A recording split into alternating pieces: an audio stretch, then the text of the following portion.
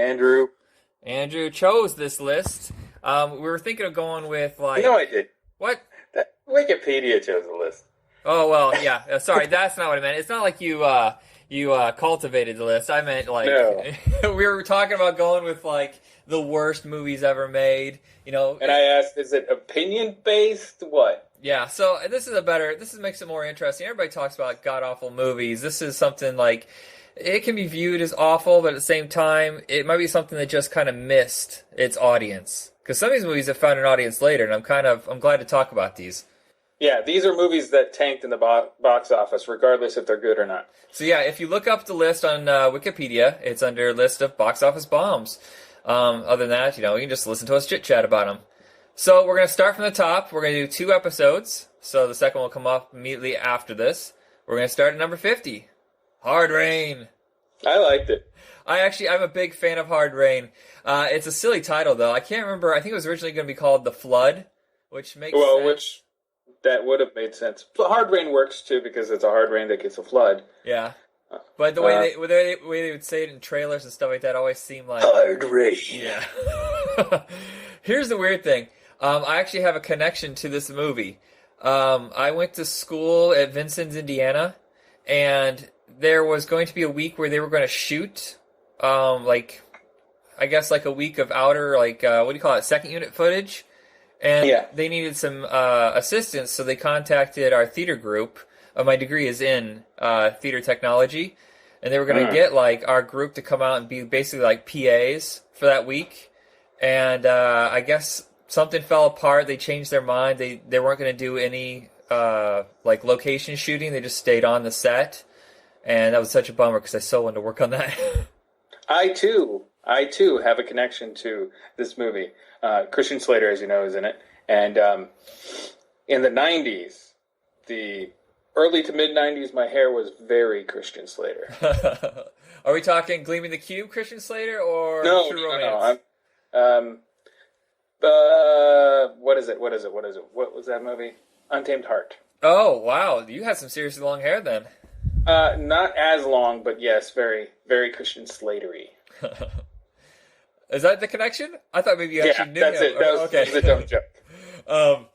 The thing about the movie that I love is that scene where he's riding around on the water ski, what do you call it, jet ski, through the school. Mm-hmm. In my mind, riding that around the school was like a fulfillment of oh my, if I was 12, my brain would have exploded at that concept. Right. So then you must have liked Masterminds or whatever that was. You know what's funny is I've never seen it. No? No. Okay. I know someone who's a huge fan of it. It's not that easy to find, and for some reason when it came out, I never picked it up.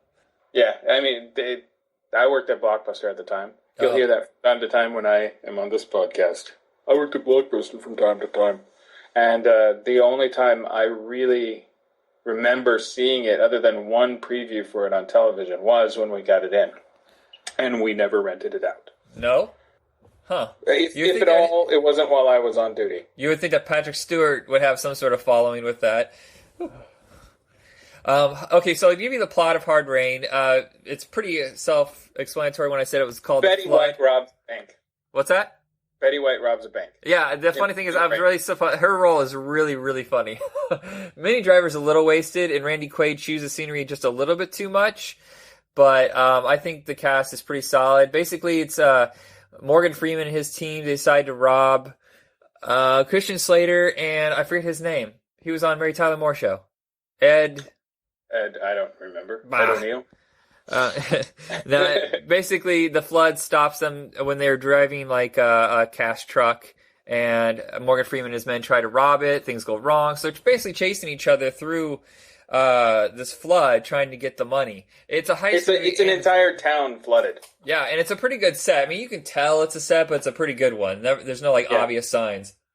If Sci-Fi Channel chose to do something, flood related, they could cannibalize this plot and throw in, some eels or something. Yeah, I was gonna say it would have to have some sort of giant monster. Yeah, well, maybe not giant. Could have been like Snakehead Terror or something. That's a movie. That's true. Could be little tiny weird eat 'em up fishes. Yeah, I would say Hard Rain is usually something that plays on Netflix. It's easy to find, and I would watch it.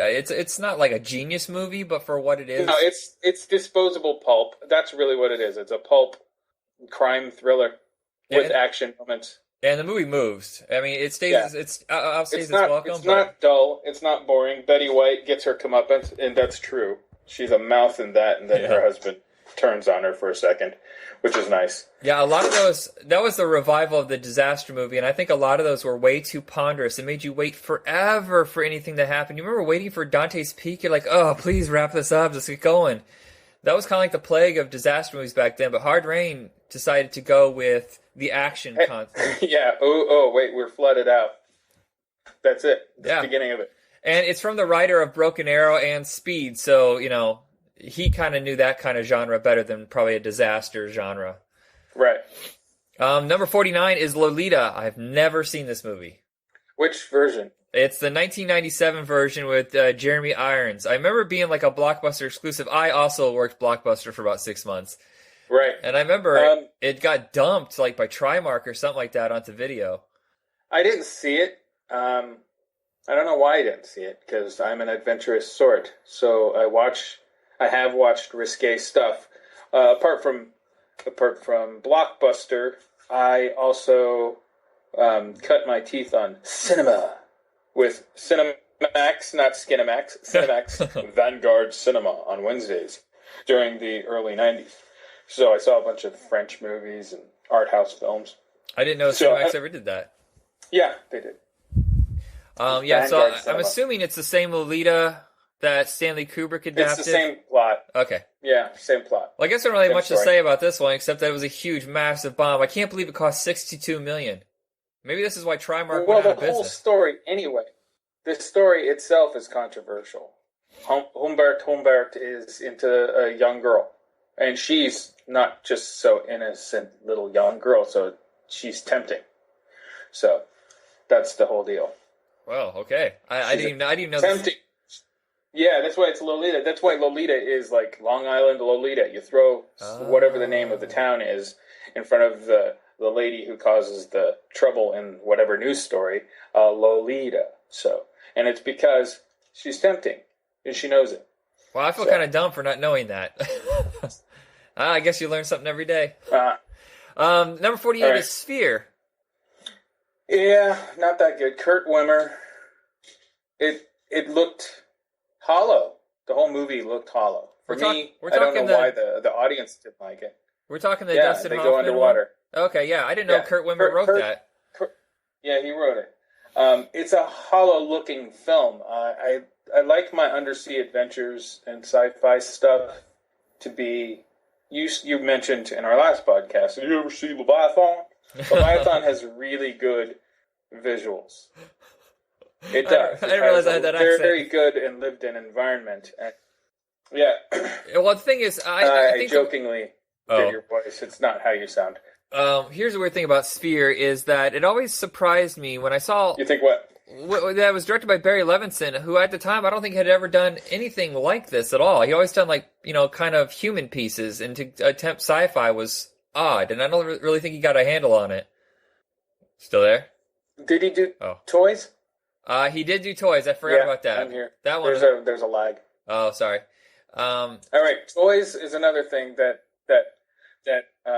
had problems visually with me. It looked like it should have been like more Tim Burton-y, and then it just kind of fell short from that. So I think Barry Levinson, when he tries to do stuff that's out of his wheelhouse, doesn't have a visual grasp on things. I will say this. He did the movie The Bay a couple years ago. It's one of those found footage movies. Oh, yeah, that's great. That was pretty entertaining. That one didn't require like a lot of visual, so he focused more on the human element. So that one, of the 3 genre movies he's made, if you want to count Toys as a genre movie, The Bay is probably the best one. Yeah, it is. And let's see. But Sphere, I can understand why Sphere isn't that great.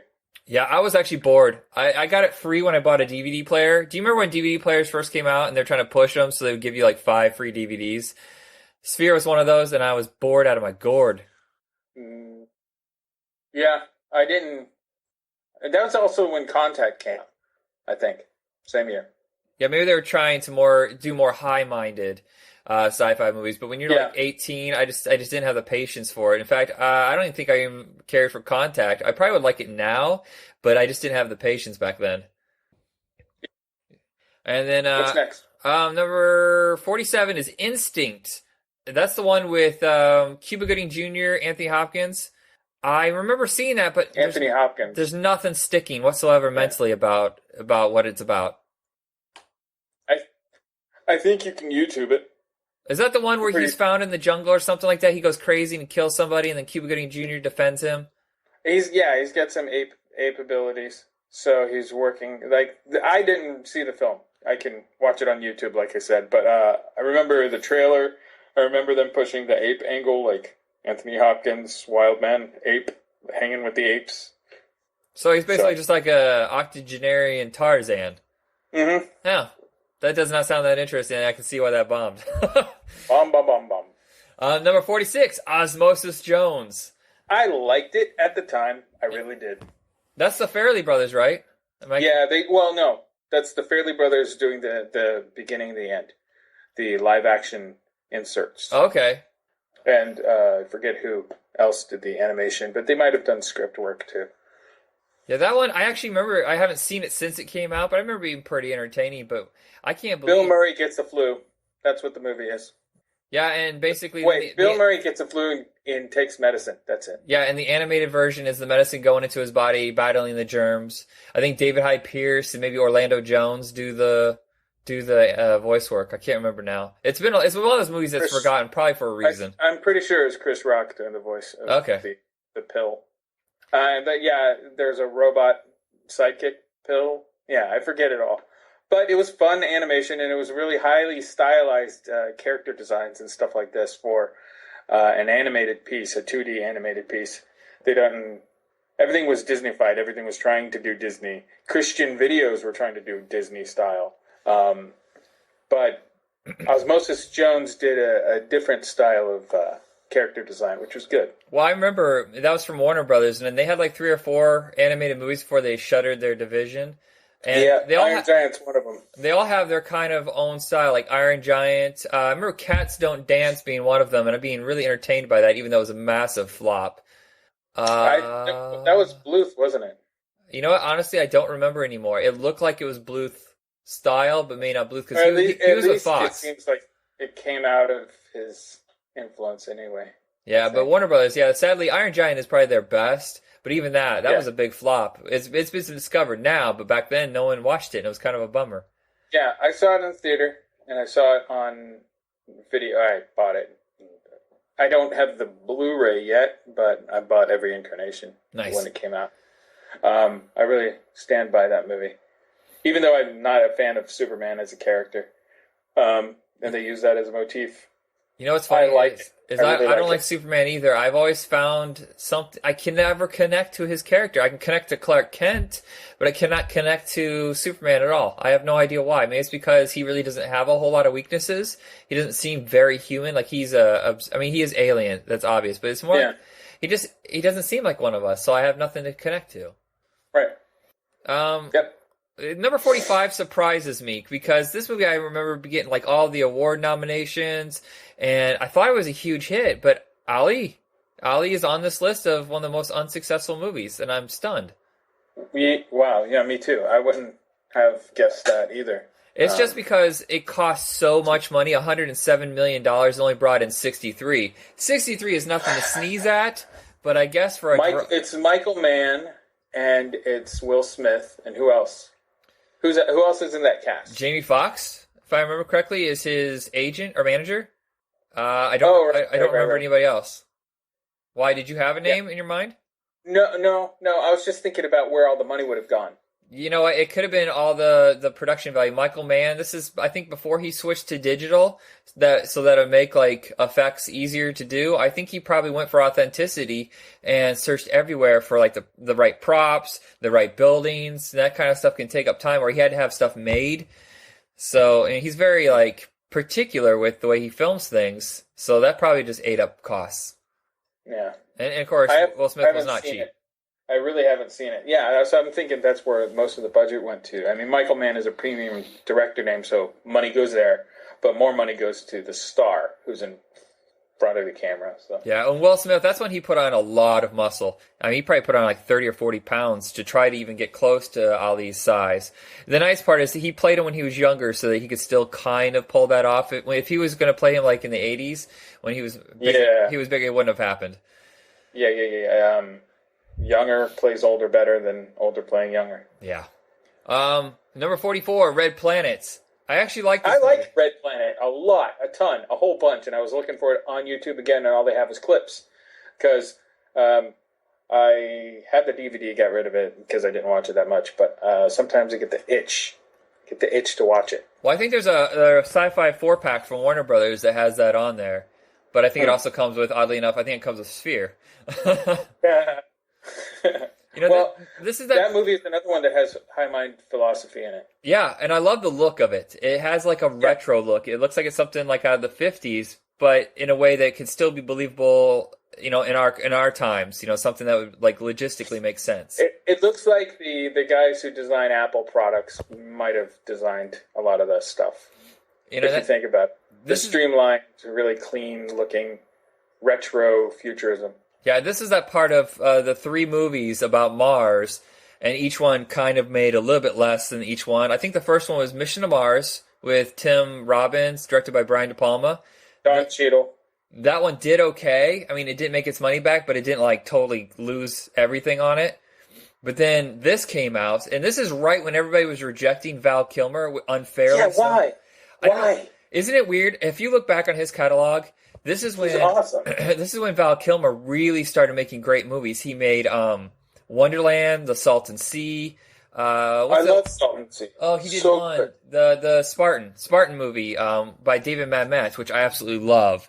It was like 3 or 4 movies right in a row, and Red Planet I consider part of that. That revival of really good concept and good character pieces, but nobody went and saw it. Nobody cared. Right. I don't understand what okay, well, I'll tell you right now. There's back then there was a lapse in nobody was paying attention to science stuff. The internet hadn't picked up the way it has now. If that movie came out now, and if it had maybe a different director, slightly different visuals or whatever, but mostly the same, it might pick up with the internet buzzing about it. It might not. It might just come out on Magnet, which is great. I like Magnet movies, but you can't say that the Magnet movies are they're niche. It's a niche company. Right.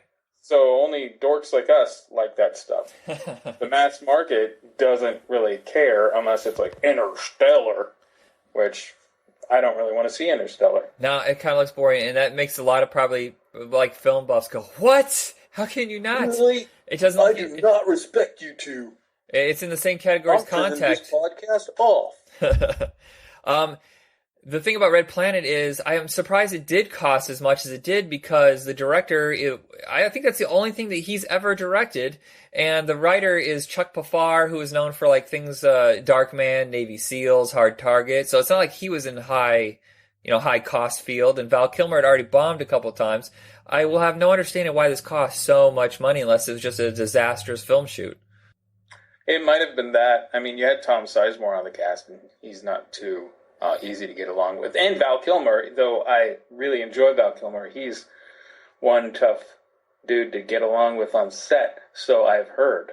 Yeah, from what I've read about Island of Dr. Moreau, which I would not be surprised if it showed up later in this list, is that not only was he difficult, but he was kind of controlling. And, that's a funny thing. Sabotaging, really. He sabotaged a lot. Yeah, the funny thing with actors is the industry likes to badmouth anybody who has a very strong vision. And if they have the power to try to make the movie the way they want to, if they're the lead and everything's riding on them, then so be it. Kind of, yeah, but maybe like in Bulworth, was it? The actor isn't in his right mind to pull the strings like that. True. To try to pull the strings, and they don't have the vision, and that's what Bulworth is lampooning. But I'm not sure Val Kilmer is actually that hacky. No. If it were someone who had a huge ego but nothing to back it up talent wise, then yeah, that'd be a moment where you're like, oh dude, you're pulling your strings right here. You need to back off and let someone else take the reins.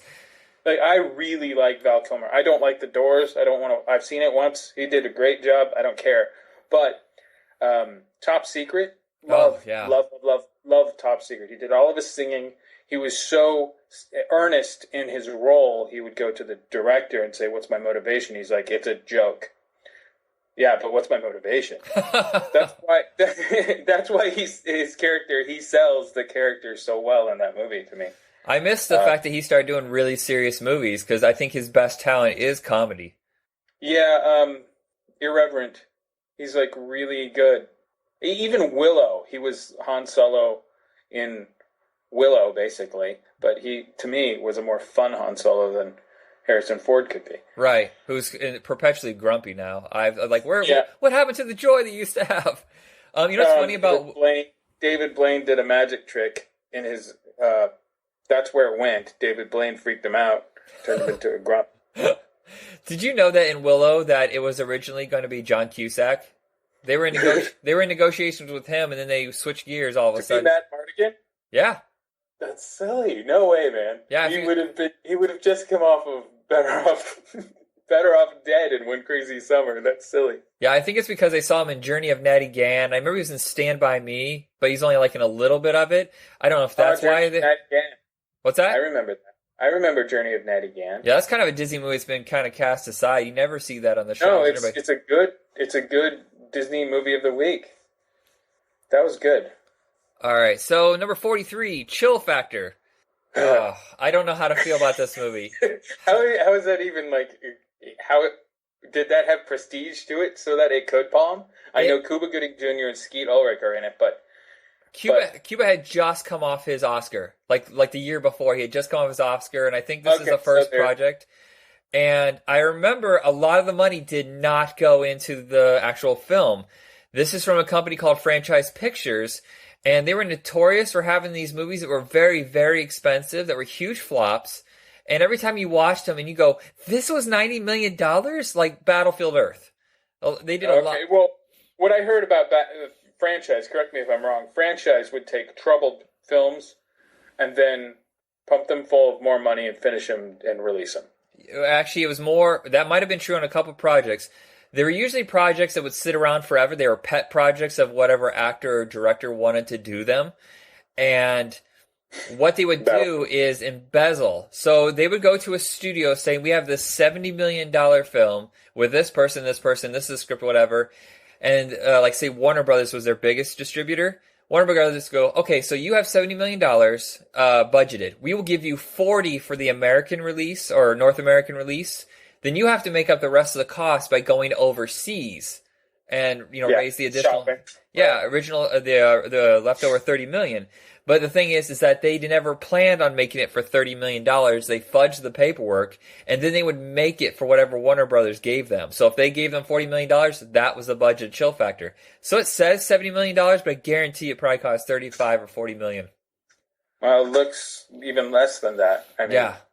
And I would say it's probably only because of some of the action sequences were a little difficult, and Cuba Gooding Jr. probably got about $10 million for that movie. Right, and Skeet had to have gotten something nice. Yeah, that was right after Scream, so yeah, I can imagine he at least got $1 million or $2 million. That's a guy that I really like. I really like Skeet Ulrich, especially on Jericho. But he's even after Jericho's cult following, he's still been cast aside as a 15 minutes of fame kind of guy. He's just a working actor now. Yeah, I mean, there's nothing that he was... Hey, there's absolutely nothing wrong with working actors. Working actors are the backbone of our industry as far as acting goes. But that's basically what he is. He's not the star that they wanted him to be. Yeah, and the same thing with Cuba Gooding Jr. I mean, after the Oscar, I think the only movie that he did that people were like really digging into was that Men of Honor.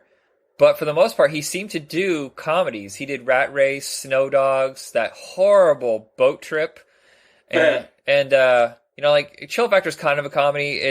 I would say it's more comedic than it is an action movie because at no point did I ever take it serious. It's a buddy comedy, really. That's what it is. It's a buddy action movie. And I'm still confused as to why David Paymer was even in the first 5 minutes. It must have been a nice paycheck to show up because it seemed like such a waste for such a good actor.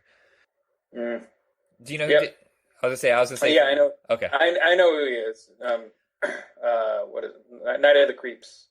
Oh, yes, right. I forgot he's in the beginning of that. That's not the only thing I know him from, but yeah, Night of the Creeps. He's a technician, scientist. Honestly, there's nothing really else to say about Chill Factor, in my opinion. It is what it is. Nope. It's just one of those Die Hard, or it's kind of like a ripoff of Speed. You have to keep the thing cold no matter what, and if it doesn't stay cold... Ice cream truck, or a freezer truck, that's where the chill comes from. And the dialogue is truly horrible. It's a buddy comedy, but it's like one of the worst buddy comedies when it comes to like chemistry. I almost feel like they're literally looking for whoever two actors were available. Yeah, right. Who can we get just to get this thing going? We need a black guy and a white guy. What is that? What is that rule? What is that thing that requires it be two different races or two different sexes? Why can't it just be like the way, like, not that I'm saying that it needs to be whitewashed, but why can't it be two black guys or two white guys? What's that movie with Will Ferrell and Marky Mark? Oh, yeah, the other guys. The other guys, yeah. The other guys. That was done just everybody, like the two white guys are the goobers, but it's a buddy cop movie, and I mean that's how you do it. You have to make fun of that now. That's the only way. Yeah. It's not about the color or the age or sex, it's about the chemistry. It really initially was about the color or the sex because of juxtaposition. Right, like 48 Hours. Different walks of life, not being able to get along in a regular circumstance, but you have to. And it goes all the way back to the Tony Curtis movie with Sidney Poitier. Where they're chained together and they're on a chain gang and they escape, which was remade as Fled. The Defiant Ones. Steven Stupid Head Baldwin and Larry Fishburne. Oh, the Fled. What ones? The Defiant Ones. Yeah, that's it. It goes all the way back there. I didn't realize Sidney Poitier was in that movie. I totally forgot that. Huh. So I guess we should probably move on. There was an awkward silence there. Yeah. Number 4. That's okay. 42, Dudley Do Right. I actually like this movie a lot, and I have no idea why it cost $70 million. It looks good visually, but holy moly. That was even shot in Canada, and it cost $70 million. Huh. I didn't see it because at that time, mining, and it's probably still, I'm not that interested in mining old cartoons and turning them into movies. Like, what was that? Inspector Gadget, they did the same thing too. Dudley Do Right. George of the Jungle. No thanks. No thanks. No thanks. Yeah, most of them truly are horrible. But I think there's something about the spirit of the... I wish I could remember his name, but he created George of the Jungle. He did Rocky and Bullwinkle, Dudley Do Right. He had a very subversive tone to his cartoons. And Dudley Do Right is probably the best, the one that captures it just right. And I think because Brendan Fraser had just come off of the success of George of the Jungle, they just went ahead and greenlit this and didn't really put any plans into promoting it, because I don't hardly remember a single commercial. And this was after The Mummy, so you think that the Universal would have put a lot of money into promoting it, but they didn't. But they don't know what to do with a lot of kids stuff, and I don't know. I think now when you make kids movies, I think they figured out the demographics and the psychology behind the masses, that they'll actually get things that kids want to watch now. Yeah, this is nostalgia. It's a nostalgia-based thing, but it's also a kids thing, and kids aren't nostalgic for things that they don't know about. No, it's mostly about the parents, and if you can't sell it to parents, then they're not going to go see it. Right. And then that shows, I think, where the problem is. Here's the weird thing. With the exception of the first George of the Jungle, all of the cartoons from that creator have been huge, massive flops. Rocky and Bullwinkle, Boris and Natasha, Sherman and Peabody just came out, and it lost a ton of money. This might be something that it's a very niche audience, and they shouldn't be spending huge chunks of cash on. Yeah, I think the Sherman and Peabody thing failed a lot because the character designs differed so greatly. You don't have to differ that much if you do CG. You don't really have to differ that much. And it differs so much. My wife loves these, and she saw just the picture of the CG versions, and she was like, no. That's it. No. She loves these old cartoons.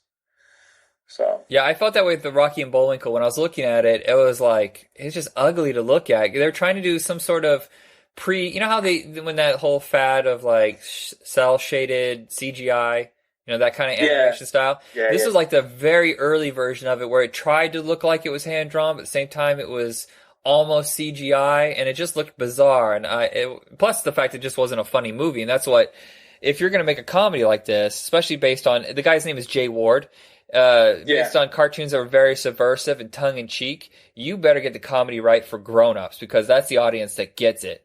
Mm-hmm. Yep. So I don't think they're ever going to get it right, so maybe they should just go do a low-budget animated series. If they're going to continue it, which I heard DreamWorks... That's absolutely right. DreamWorks spent a lot of money. Series. Yeah. They bought the whole catalog, DreamWorks, and they don't know what to do with them now that Simon and Peabody hit them pretty hard. I think they're just. Do you remember Time Squad? I think it was. It's a cartoon. Was it fairly recent? Like in the last 10 years? No, last 10 years. Yeah, it's like 2005, 2000 something. It was very I think Tim Biscuit worked on the backgrounds for it. It seems familiar. It's very flat. It's very like, what's it called? Dexter's Lab era look to it, which harkens back to the very limited animation style of like Flintstones. But it's really it's the kind of approach that they did then is where they should take their property now with the Rocky and Bullwinkle stuff. Just make another series, but do it like they did Time Squad. Yeah, I really like so you're saying it's more like the classic UPA style, that company that they pioneered, where it's more like minimalist animation, where they took out a lot of the excess in the background. Hanna-Barbera, when they started crossing over to TV from like their film stuff, like Tom and Jerry was like really perfect animation most of the time, beautiful stuff. But when they crossed over to TV, they didn't have budgets for that. Because it was like a mill. They had to keep churning out these cartoons. So Hanna-Barbera came up with the limited style, very limited. And if they had a lot of action, they recycled stuff like this. Okay, because do you know what company I'm talking about? Yeah, they were same era. It's the same era. Yeah, they weren't as low budget as Hanna-Barbera, but I can't think they chose style, but minimalist style they're very unusual cartoons. I think that style has kind of been forgotten. Excuse me. And I really appreciate that look. And Chuck Jones started adapting that in the 60s too, and it looks really beautiful, but a lot of people don't get it. Like, it confuses them. Why does it look like this? Right. All right, so I know what you're talking about. Yeah. 41, The Astronaut's Wife. I remember watching this with Johnny Depp. I think, if you remember correctly, he's an astronaut who somehow gets an alien implanted in his brain or something like that, or takes over his body. Something I didn't watch, but I had friends who watched it and they hated it. Yeah, they were really bad. Type folks. They were X-Files-y. They loved X-Files. And so when they saw this and they came out of it, and they saw me the next time they saw me, and they were, "What did you see this weekend?" They were mad. Yeah, it has one of those endings that just truly you're so irritated. But everybody still loves Johnny Depp. So there's that. If you want to go find the movie, it has Charlize Theron, Johnny Depp. That's all I can say. Number 40, Conan the Barbarian, the remake. Oh, the remake? Yeah. Oh, yeah, I guess that did bomb. Oh, yeah, it was way too expensive. You know what's funny is, how we're talking about the franchise, the way they manipulate budgets? I get the feeling that Conan the Barbarian, made by Millennium Pictures, they do the same thing. They keep saying these movies cost so much money, and I look at it and I go, I don't see that. But I like that movie. I don't love it. Okay, I like it a lot. I like just about everything about it. I like Marcus Nispel. I like him as a director. I like his visuals. He makes comic books. That's what he does. He did Pathfinder. That's why he did this. Pathfinder was based on a 1986 or 85, I think 86, Scandinavian film. Same plot as Pathfinder. Kid gets left behind by his Viking tribe. He gets raised by indigenous folk of the area. And then it's kind of like a white guilt movie in a way. Yeah, I remember that being a really big flop too. It cost a lot of money, and then the studio had no idea what to do with it, and they kept delaying it and delaying it and delaying it. None of Marcus Nispel's movies have been ginormous, the biggest awesome hits, but he has an incredible visual sense. He was a music video director. He did Faith No More's Small Victory. Oh, seriously? That's my favorite video. I had no idea he directed that. Wait, what? Are you serious? Yeah, Small Victory is my favorite. The way he ends it, just like that kind of whisper, like, at one constant rhythm, at one constant pace, and you still won't hear. It's like one of those, like, really, really, like, deep, poetic songs that really just digs in my brain and won't let go. At the time, I thought that was, like, the most expensive video, and they hardly ever aired it, and I was so depressed. I love that video, too. That's, like, just such a great... Yeah, so I was like, really? When I learned about Friday the 13th. He also did... Okay, he did Texas Chainsaw Massacre, one of them. Yeah, I actually I do not like the Texas Chainsaw franchise that much, but his, not only is it about style, but man, he really got some great performances out of his cast, and I was surprised. That's the Jessica Biel one. You're right. He got a great shot of her jeans. That movie, I'm like, Marcus Nispel, I want to know who that guy is, so I looked him up, and then I learned about Faith No More connection, and I'm like, whoa, because that was a very impactful video to me. It's very impressionistic, classic imagery, but impressionistically done. World War I footage or reenactment stuff and other crazy art stuff. Yeah, if you get the chance, look that up on YouTube, because that's one of those videos that like passed us by and it shouldn't have. Right. All of his works have this really great visual stamp of quality. A lot of texture. Quality. Yeah, layers. But they never seem to resonate, especially at the time they come out. Except for Texas Chainsaw Massacre, that came out, everybody was all over it. They all said they hated it, but they all watched it and buy it. Yeah. So that there's a sequel. Anyway, but the other ones, Friday the 13th doesn't have a sequel yet. No, they're thinking of doing a found footage Jason movie, which sounds like a terrible, terrible idea. It could work, but I don't think it should work as a found footage alone. There's a movie just recently came out called Extraterrestrial by the Butcher Brothers, and those guys did Grave Encounters, which is all found footage, and Grave Encounters 2. I don't like either Grave Encounters movies. They're Ghost Hunter movies. Ghost hunting gone awry. I don't like them. I think they're silly. But when they did Extraterrestrial, they combined regular filmmaking, which they're filmmaking when they do it like as regular people shooting, like how Spielberg might shoot. Right. It's beautiful. And then they intercut every once in a while with a few moments of handheld found footage elements, like a guy picking up his cell phone, using that to see in the dark or whatever. And that works. So you can do that with Friday the 13th. But not as a full movie, I don't think. Nah, it just seems like a dumb That's just Blair Witch with Jason being the witch.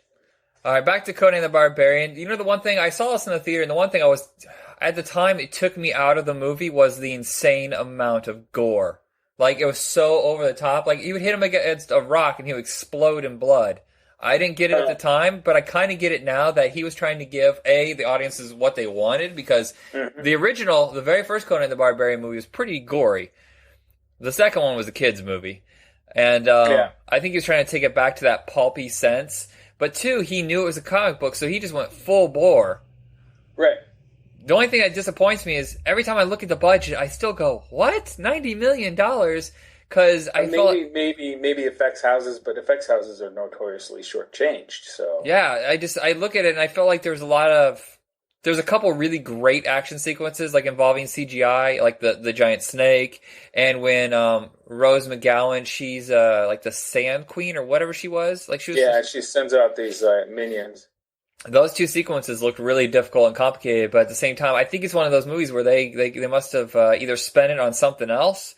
Like, I remember Brett Ratner almost became the director of this. And they also tried to get Arnold Schwarzenegger back, so they might have paid him like some sort of holding deal. That might have been where the money goes. A lot of these movies, like, the development costs are so high that when you look at the budget and you look at the movie, you're going, oh, that doesn't line up at all. It's because they spent like 10 years renegotiating contracts. Yeah. Like Conan the Barbarian. What's after that? Land of the Lost. The Will Ferrell one. I saw that at the theater. You did? Yeah. I didn't get it. That's another movie I did not get at the time. I remember watching it going... I was disappointed. Come on. It's a disappointing film because everybody's annoying. Yeah, well, also the fact that Will Ferrell looks like he was not reined in at all. There's some directors that know how to handle his improvisational skills, and then Brad Silverstein, I feel like he didn't know what to do, so he just let the camera sit, and then like someone else just said, "Oh, keep that in, keep that in, keep that in," and he's just like, "Okay, yeah. I'll handle the special effects part." Jorma Taccone as the ape kid was amazing. He's pretty good. I really like that. He's amazing. Jorma's awesome at everything that he does, including making MacGruber. But the sleeve stacks were good. I like how they were designed, and I like a lot of the visuals were great in the movie. But it was boring because all the joke style, the style of joke we'd already seen over and over again for years when he was on SNL. And I've never been a fan of Danny McBride. Never. I don't get him. I don't get his style. The Foot Fist Way was amusing, but he's been playing the same character over and over and over, and I'm just not interested anymore. He's not the same character in Pineapple Express. He just plays it like he can't not play it. He's Danny McBride. So he's like one of those actors like Jack Nicholson isn't a character. It's Jack Nicholson in a movie. That's true. Most of Tom Cruise's movies are like that, too. People say that about Keanu Reeves. The blank, you just project yourself onto them. Yeah, I never saw that with Keanu Reeves, and I like Keanu a lot. I do miss his energy that he had when he was younger, like the energy of Bill and Ted's and stuff like that, and Love You to Death. I want to say the one with Kevin Kline. He was a lot of fun in, and they kind of just faded away. I don't know why. Oh right. Oh yeah, I forgot he was in that. Wow, right. Tracy Ullman movie. Yeah. 38 is K-19, The Widowmaker. I never finished it. I was bored out of my mind. Which one is that? Who is in that? Harrison Ford, Liam Neeson. Yeah. Don't care. Yeah. Let's just move on. A huge flop. Catherine Bigelow, very talented, but it was a snoozer. Wait, Catherine Bigelow did it? Yep. She was probably just working. Yeah. Well, I mean, it was a long gap between... I think, if I remember correctly, she had done Strange Days, which was a big flop, and then it was great. And then she didn't do anything until this, and this was a huge flop. And then she went and did The Hurt Locker, and everything changed. Going much tighter budget. 37, I've seen, but it makes my skin crawl. Is Beloved. I haven't seen that. I don't want to. Oh, it's one of those movies where the whole time you're like, oh God, I need a shower. This is. Is it just abuse? Is it like torture porn for women who don't like torture porn? It's all I remember from it now. I was stunned that Jonathan Demme wanted to do it for the first point. I was like, what? And 2, Oprah Winfrey was a star. And 3, Thandie Newton is like a tortured soul. I don't remember if she's mentally ill or she's just like possessed by something. But it's just one of those grimy... I just remember being just very, very uncomfortable the entire time. And after I was done, I was like, I need to watch cartoons and take a shower. I need to clean my room. Wait. What was so grimy and gross about it? What was I think I remember... If I remember correctly... Mind you, this has been like 16 years since I saw this. I think if I remember correctly, she did have mental problems. And she has some sort of like sexual addiction. But it was based on, I think, being raped. I really don't remember it. I'm doing the movie plot injustice, but I remember it just being very sexual, but like it would make Angel Heart look like a Disney movie kind of feel. Oh, because Angel Heart's hard. Yeah. Angel Heart got an NC-17. And that's how it felt to me. I was just like, oh, I don't feel good at all. I want to stop watching this. You know what? I might be interested. I just looked it up, and it's all horror drama film. I might actually be interested in that. Yeah, I just couldn't get into it. I just throw Oprah's name on it, and I just get flashbacks to being 13 and my mom watching Oprah. Yeah. Let's 36, Poseidon. I actually like this movie. Not as much as the original Poseidon Adventure, but I do enjoy this movie, mostly based on Kurt Russell. I didn't really see most of it. I think I saw bits and pieces while it was on some TV broadcast. It looked fine. Was it Wolfgang? Yeah. So it's a boat movie, and he does boot, and so he knows how to handle water and cast members.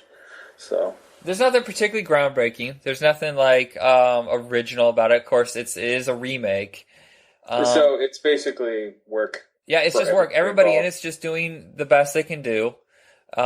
This is when they're really pushing Josh Lucas as a lead, and it never felt right. Like Stealth and this and like I think it was after Incredible Hulk they tried like 3 times and it just didn't work.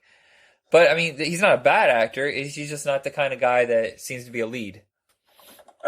He works better in a larger cast. One movie that he works really well in, he's the lead, the romantic / just dramatic lead. It's called Red Dog, and it is one of the best best movies about a dog that dies. I never heard of that one. It's an Australian film. He's an American gone to Australia. And there is a dog. This is based on a true story.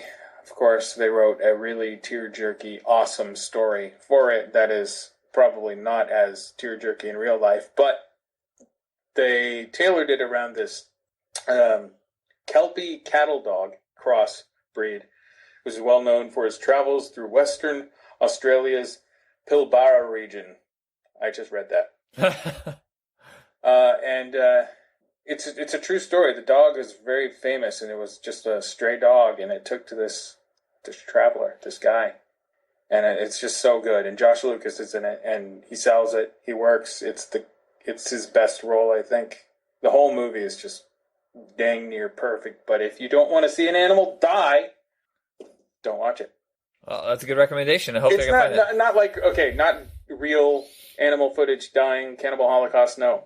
Oh, I can't imagine. Just a story about a dog that very special dog. All right. Red Dog. Red Dog. That's the name of it. Red Dog. All right. 35. So Josh Lucas maybe not be the best leader of films, especially Poseidon, but Red Dog. That works for him. Okay. Yeah. Number 35, Zoom. Tim Allen, superhero movie. Came a little bit too late. Sky High kind of hit that plot already. Yeah. Wait. Zoom? Tim Allen? Yeah. This is how much of a flop it was. I don't remember it. Yeah. I remember Sky High. I remember. Yeah, it came out a year after Sky High, and it already covered the plot. It had the tone of Galaxy Quest, just not as good by any means. It cost a lot more than Galaxy Quest. It cost $75 million. It made 12. That's crazy bad. Okay, now I'm looking at the thing, and yeah, it looks. I remember the poster now. I remember the only thing I really remember about it is Chevy Chase being like the head of the lab that develops their costumes or something like that and studies them, and he's sweating it so bad to get the jokes to work. It hurts. It hurts watching everybody try so hard. I actually like Tim Allen, but it's by Peter Hewitt, who I really like. Didn't he do Bogus Journey? Yes, that's what I was about to say. Oh, you are so good. Wow. Bogus Journey is one of my favorite movies, and Peter Hewitt directed it, and then he directed Zoom. And his last movie was Maiden Heist, which came out just after Zoom in 2009. Zoom came out in 2006, and poor guy. That looks like it was it for him, huh? Mm-hmm. That's a maybe bummer. He's doing something else, but maybe he's tired. Maybe he's just relaxing. That would be good. You don't have to make movies. No, you can do other things. That's for sure. All right. So number 34 is Peter Pan. The 2003. Peter Pan. What's that? Jeremy Sumpter. Right. Jason Isaacs. I don't remember it being bad. Yeah, I remember being very beautiful. I liked it. It was good. It was a solid Peter Pan, live action Peter Pan. I always liked Jeremy Sumpter since I saw him in Frailty. Oh yeah, that's right. I forgot that's where he came from. Where's he now? Have you seen him? He's just doing small things, indie movies. His latest was a movie called Animal, for Chiller, which they released theatrically for like a month or something, and it's going to be on Blu-ray and DVD in February. Yeah, that's not a movie that I have any problems with. Joey Lauren Adams too. But it cost $80 million and only made $17 million. I don't understand how. Wait. He did. What? Real quick about Jeremy Sumpter. He did a movie. Jeremy Sumpter did a movie a while ago made by the director of photography for Napoleon Dynamite. Oh, was it the Sasquatch Dumpling Gang? That's actually a pretty good movie. It's not nearly as awesome. Yeah, it's not nearly as awesome as Napoleon Dynamite is, but for an odd nut of a comedy about Sasquatch, it's awesome. It's great. Justin Long has like a small part in it. The guy's always kills it. He's got his shirt off. Yeah. It's one of the few Justin Long roles that I like. Sorry, Justin Long, if you ever hear this. I'm not against you. I said that wrong. Peter Pan cost $130 million, and it made $69 million. That's not the worst. Whoa. Yeah, I guess it seemed like it would make a lot more money. It came out at Christmas, and it's a family movie. The budget's really big. The budget's really big for not having that big of a pull. This is domestic gross you're looking at? Worldwide gross overall is $121 million, and American domestic gross is $69. But even if you cut that down, it didn't even get close to make its money back. Well, I can get that because we don't like anything. We don't like anything, period? Say that again? Oh, you said we don't like anything? No, I didn't hear you. Oh, okay. You said we don't like anything, and then you cut off. No. My words probably got chopped up. The internet connection. Okay. Problem with the internet. Yeah, sorry, there was a weird lag there. I hate that. It was going well, for a while there, and now all of a sudden it's cutting out. Dang it. Yep. 33. Right, well, technology. What can you do? 33, The Postman, with Kevin Costner. I still haven't seen it. I still haven't seen it, but I heard how much of a production that is, and how lame and boring it is. And is it? No, I really like it. I own it. I've actually seen it, quite a few times.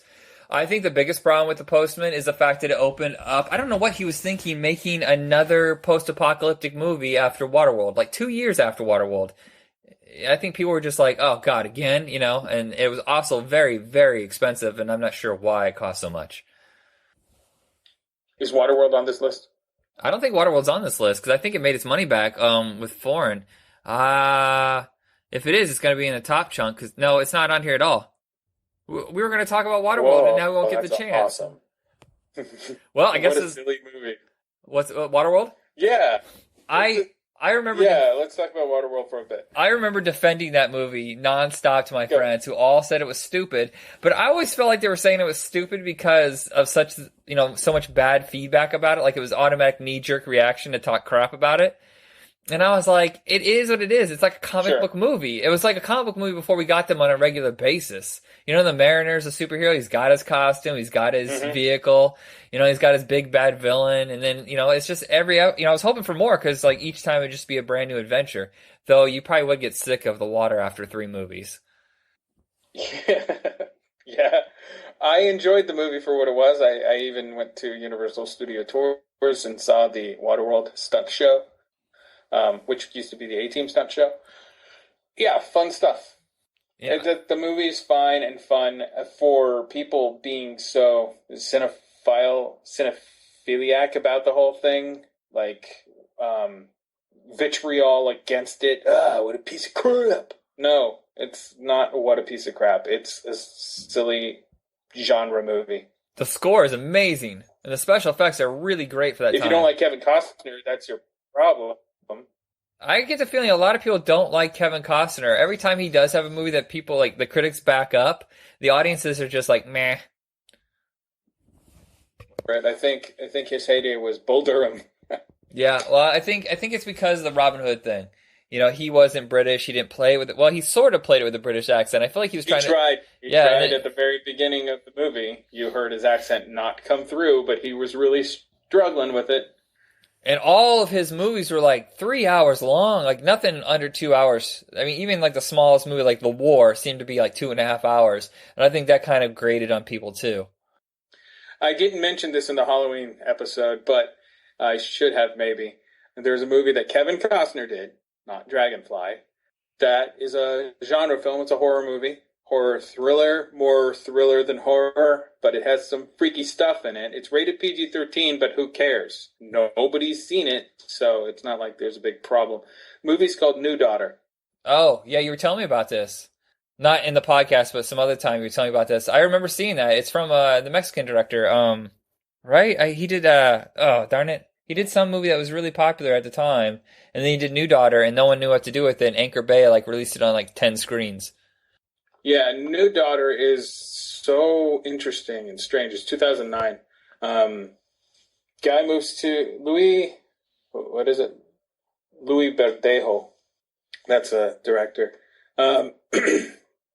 He moves to South Carolina somewhere, and his daughter starts acting crazy bonkers, and he starts noticing these mounds, these burial mounds from Native American stuff, and craziness ensues, and it's actually, yeah, I should have mentioned it, Halloween.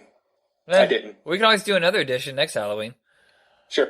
Yeah, The Postman is just a big flop, bad timing. He should have waited, or maybe not have spent as much money. I don't understand how he did Dances with Wolves for like $20 million or less, and then for some reason The Postman costs, it must have been just one of those productions that just got out of hand, because you watch it and you can see the budget is higher, like visually, than Dances with Wolves, but you're like, oh no, there's no reason why it costs this much. No, it's crazy. But it's maligned. I think it's maligned mostly because of the backlash from Waterworld. That's about it. There's nothing really wrong with it. It's slow, but most of his movies are kind of slow and ponderous. Yeah. 32, Monkey Bone. Ooh. Monkey Bone. It's kind of bad that Brendan Fraser made this list twice already. We're only at 32. Yeah. What's the budget on that one? That one was $75 million. That's not that much for an effects-driven film. Yeah, it's from the director of Nightmare Before Christmas, Henry Selick. And it's from the script by Sam Hamm, who did Batman, who had probably one of the most torturous careers, I think, of anybody who every year he seemed to be hired for some comic book project that never went anywhere. I mean, he was paid well, but you never got to see any of his work except for this. And now I think this is the final straw. It's an adaptation. Now, Monkey Bone has some amazing stuff in it. Yeah, and it's an adaptation of the comic book Darktown. But I never read. The problem with Monkey Bone is that Henry Selick knows how to shoot animation the way he does so perfectly, but he doesn't really handle the visuals on the human side of things as interestingly at all. Even with stunt work that went silly and crazy in it with the humans. When he's directing humans, they're doing their scenes right. They're doing the comedy beats right. They're doing all that stuff correct.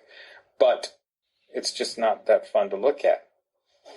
Once you get into the crazy, what is it? What's it called? Darktown. Darktown. Once you get into the Darktown parts of the film, man, that movie stands out. I know. It's great. It's weird.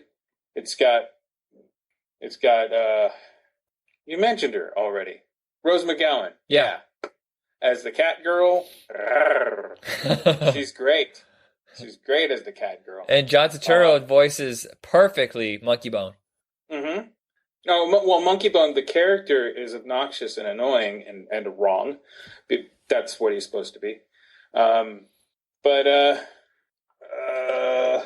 it's got a big cast of little moments. Yeah, it has a lot of character actors, like good character actors, like almost A-list kind of people, like Dave Foley. It had Whoopi Goldberg, Thomas Hayden Church, not Giovanni Ribisi, Giancarlo Esposito. That's what I was going to mention. Not Giovanni Ribisi. That would have been funny if he was in it. Yeah, Bridget Fonda, Megan Mullally. It has a lot of really great people that play small parts because the main focus, of course, has to stay on Monkey Bone and Brendan Fraser's character. Mm-hmm. Who I think Brendan Fraser doesn't get a lot of credit for basically going all in. His characters, when he's given something to do instead of like some generic drama or thriller or whatever, he really just has no hesitation with embarrassing himself. He doesn't get any credit for it. Yeah, I mean, you're an actor. Why aren't you doing the thing? I'm always surprised he never played a superhero. He never got that opportunity. Well, Dudley Do-Right. I mean, I guess maybe Tarzan or George of the Jungle. Maybe I guess. Well, I guess, but those are lampoons. Those are lampoons of those. Yeah, I was talking more straight up. Like I think at one time they were talking about having him being Superman. But he didn't want to sign on for a 3-picture deal, which now, look at the deals for superhero movies, and 3-picture deal seems like nothing. Nothing, but he wanted to be with his kids, I'm sure. Yeah. But family over movies. I mean, it makes sense, so. Yep. Monkey Bone. Chris Kattan was in that as organ donor Stu. Right, his guts were falling out. I forgot about that. And he possessed him. Yeah. So right. Monkey Bone was a massive flop. I really thought it was going to go. I didn't think it was going to be a huge success because it kind of had like a cult. Like you know how movies in the late. It doesn't seem to be like one that's on anybody's list nowadays. Yeah, it seemed like it's something that should have been a lot cheaper, like something that would have come out in the late 80s, early 90s from an independent company and that would have like a niche audience. At best, another Beetlejuice, but it only made $7 million. $7. Like a right, what's it called? Drop Dead Fred. I was going to say Right Said Fred. That's not a movie. Drop Dead Fred type of thing. Yeah, it just had that kind of offbeat. Okay, so you remember after like, it felt like in the 80s, I was kind of young for this, so I don't really remember it completely, but there seemed like to be like this weird underground thing where it was like kitschy and odd and like, Pee-wee's Playhouse, Elvira, Oingo Boingo, where that stuff started to rise up and, ended pretty much with like Tim Burton becoming mainstream. It seems like Monkey Bone would have fit right in at that time, like in the 80s. Yeah. That feel. Well, Tim Burton worked with Henry Selick after that. So it does seem like it's linked to that. Yeah, I actually thought Tim Burton produced Monkey Bone. I could be wrong. Nightmare Before Christmas. Do you remember Cabin Boy? Probably. Yeah, Cabin Boy. He produced that thing, which was also another one of those bonkers weirdo things that should have been even crazier, and it wasn't. Yeah, I think the budget was just so tight on that. I think they made it for like $5 million or something like that on a stage, which is crazy. David Letterman doing a cameo appearance for no reason. Yeah. You're a fancy lad. Can't stand them fancy lads. All right. Number 31, Alexander. I'm going to go to sleep while we talk about this movie because it's so boring. And there's like 8 different cuts. Right. What's the one to watch? I have no idea. Do I even care? There's the extended cut, the extreme cut, the director's cut, the final cut. And I'm like, you're just trying to make your money back. That's all you're trying to do is just make some money back. This actually destroyed the company, Intermedia. It cost them so much money, and they barely made a profit off of Terminator 3, and then Alexander just buried them. And it's so dull. I'm not a huge Oliver Stone fan. I think a lot of his movies are just excessive and ponderous and bleh. I'll give you Platoon. I'll give you Wall Street. After that, It gets a little touch and go. Platoon's all right. Oliver Stone. Oh, wait. U-Turn. U-Turn's great. Oh, I forgot about that one. That one's a really low budget, like almost like as if he was making a Grindhouse movie with a really good cast. That's it. Yeah, it's just a thriller, and it's a quirky thriller. It's good. Yeah, if you're gonna watch Alexander, I guess visually, it's what he should have been doing the whole time. Yeah, Alexander looks beautiful. It's really insanely long. I guess one bonus is Rosario Dawson's nude. I guess if that's what you're looking for in a movie, that's the only thing you want in the movie. I was like, oh, you got that. Well, then by that, if the other bonus is like Colin Farrell is nude too. This is true. If that's your boat. 30. This is probably one of the most talked about bombs in history, and I'm surprised it didn't. I guess it's based on financial and not critical. Geely or Jiggly. It's Geely, right? Yeah. Yeah, I've seen it. It's Geely, yeah. The thing that depresses me most is that it's from Martin Brest, who did Midnight Run, Beverly Hills Cop, Scent of a Woman. I have to say, Scent of a Woman started to be that turn, and then he went to the excessiveness of Meet Joe Black, and then it just ended with Geely. Yeah, I don't remember Geely too much except for watching two people who had sex regularly fake fight at each other. Yeah, I don't remember the movie being... Because that was the Bennifer thing. The Ben Affleck, Jennifer Lopez romance blossoming in front of our face or something. What was their nickname? Bennifer? Bennifer, was that it? Yeah, I guess that was it. That's stupid. I can't believe I forgot that. Yeah, I mean, that's what you're watching when you watch that movie, and you're watching how awkward it is because of that, I think. And obviously it didn't last, so. Yeah, and the funny thing is... neither did the movie. Yeah, it only has like a 90-minute running time or something. This movie had collateral damage to the next pairing up, which is Jersey Girl, which is... I know a lot of people hate it, but I actually really enjoy it. It's a family movie. It's not a normal Kevin Smith movie, and I don't care. I don't mind it at all. I don't like Kevin Smith in general. I'll tolerate some movies. I think I saw that movie, and I didn't hate it. Yeah, so, it's like the only one that I can watch with my mom. That's the best I could say about it. I can say that. Yeah, Jersey Girl's the only thing you can watch with family without being, oh no. All right, number 29, Speed Racer. I love Speed Racer. You do? I even love that version of Speed Racer. I don't. I thought it looked cool when I saw the trailer, but then I watched it and I was like, this is a candy-coated nightmare. I'm fine with candy-coated nightmares because I ain't afraid of nothing.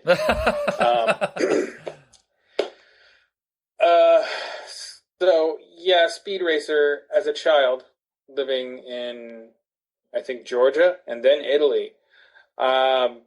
Georgia, I used to watch Speed Racer all the time. And then we moved to Italy, and hey, they had it on there, but it was in Italian. So what? I'll still watch it. And I just was always affixed to the TV when that was on. So, like, Speed Racer and me, as a child, that's pure nostalgia, and I'm not a very nostalgic guy. But when I saw the movie, I was like, this movie, whatever. I was like you with the trailer, though, not with the movie itself. But the trailer just made it look too much indulgence. But I actually really like how they handled it. I really do. Everything seemed right, except maybe the kid. Yeah, I like Matthew Fox quite a bit in it, and I was kind of disappointed that it didn't do more for him. But the movie, like I said, it's on this list, so it lost a ton of money. I think maybe it's something that that people didn't connect to. Here's the weird thing: is Speed Racer was not a worldwide hit.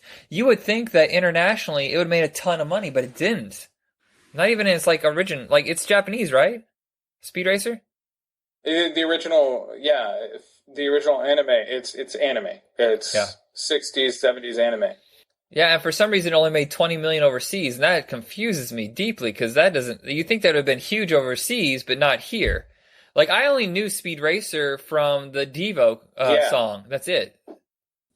What Devo song? Oh, I want to say it's on.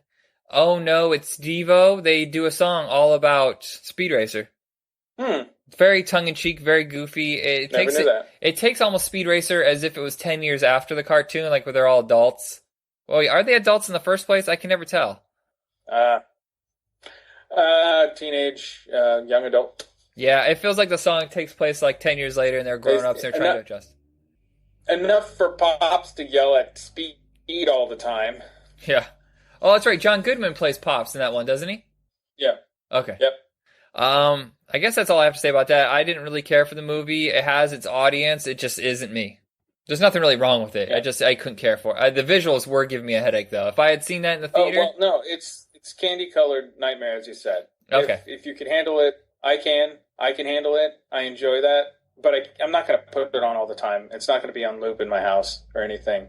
That would actually be a nightmare. Psychosis-inducing nightmare. Because there's a lot of whip pans and there's a lot of spinning car action where the camera's mounted on the car, and so you see a lot of spinning colors just spinning. I happen to like roller coasters, so I'm fine. Number 28, Around the World in 80 Days with Jackie Chan. Didn't see it. You didn't see it? Oh, it's just another adaptation, same book. Only thing is there's more kung fu. Of course, I mean, and Schwarzenegger cameo. And he's wearing a turban. I don't know why. I have no idea why. He's like playing a prince, and he's trying to get the girl that's in it, and that's all there is to it. There's some Steve Coogan stuff, but he doesn't really get to do his thing, which, Steve Coogan... Yeah, they kind of strip him of what makes him him, and he just seems like another generic guy teamed up with... It's the Shanghai Noon concept. Just take a guy who chatters a lot, and the other guy who doesn't, and does a lot of physical stuff. That's lame. I guess that's it. There's really nothing to say about it. Lame. Yeah, there's better adaptations, obviously, of Around the World in 80 Days. Unless you really like Jackie Chan, I would probably just steer clear of it. Steve Coogan is that's a hard guy to get a handle on. Yeah, he's very niche. I think he'll never. He is. He's the Trip is great, and Alan Partridge is perfection. Just both of those things are the things that really resonate with me. I have that sitting in my queue. I gotta watch that. Which one? Alan Partridge. Yeah, it just came up on Netflix. I have it sitting in my queue. I'm gonna watch it soon. Okay. The trick to watching Alan Partridge is just shutting the heck up, not even laughing, because a lot of the dialogue just keeps going. and there's not a lot of whenever a joke or something funny, some odd nut thing that happens, you just have to ingest it. You'll want to laugh, but then you might miss the next thing. All right, this one we've talked about before, and I think both of us detest this movie. It's A Sound of Thunder at number 27. Peter Hewitt's dad, I think. Oh no, Peter Hyams. Hold on. You're thinking John Peter Hyams. Yeah, I was wrong. This is like the last gasp. Peter Hyams is always kind of a work. Go ahead. Is sad. Yeah, Peter Hyams is always kind of like a workman, kind of, but more. But he has a visual style, right? And then it just kind of disappeared after. I mean, as much as I know it kind of throws me under the bus here. I'm throwing myself under the bus by saying I like Time Cop and I like Sudden Death, even though they're kind of generic. It was those two movies, Outland? I think. What's that? Outland?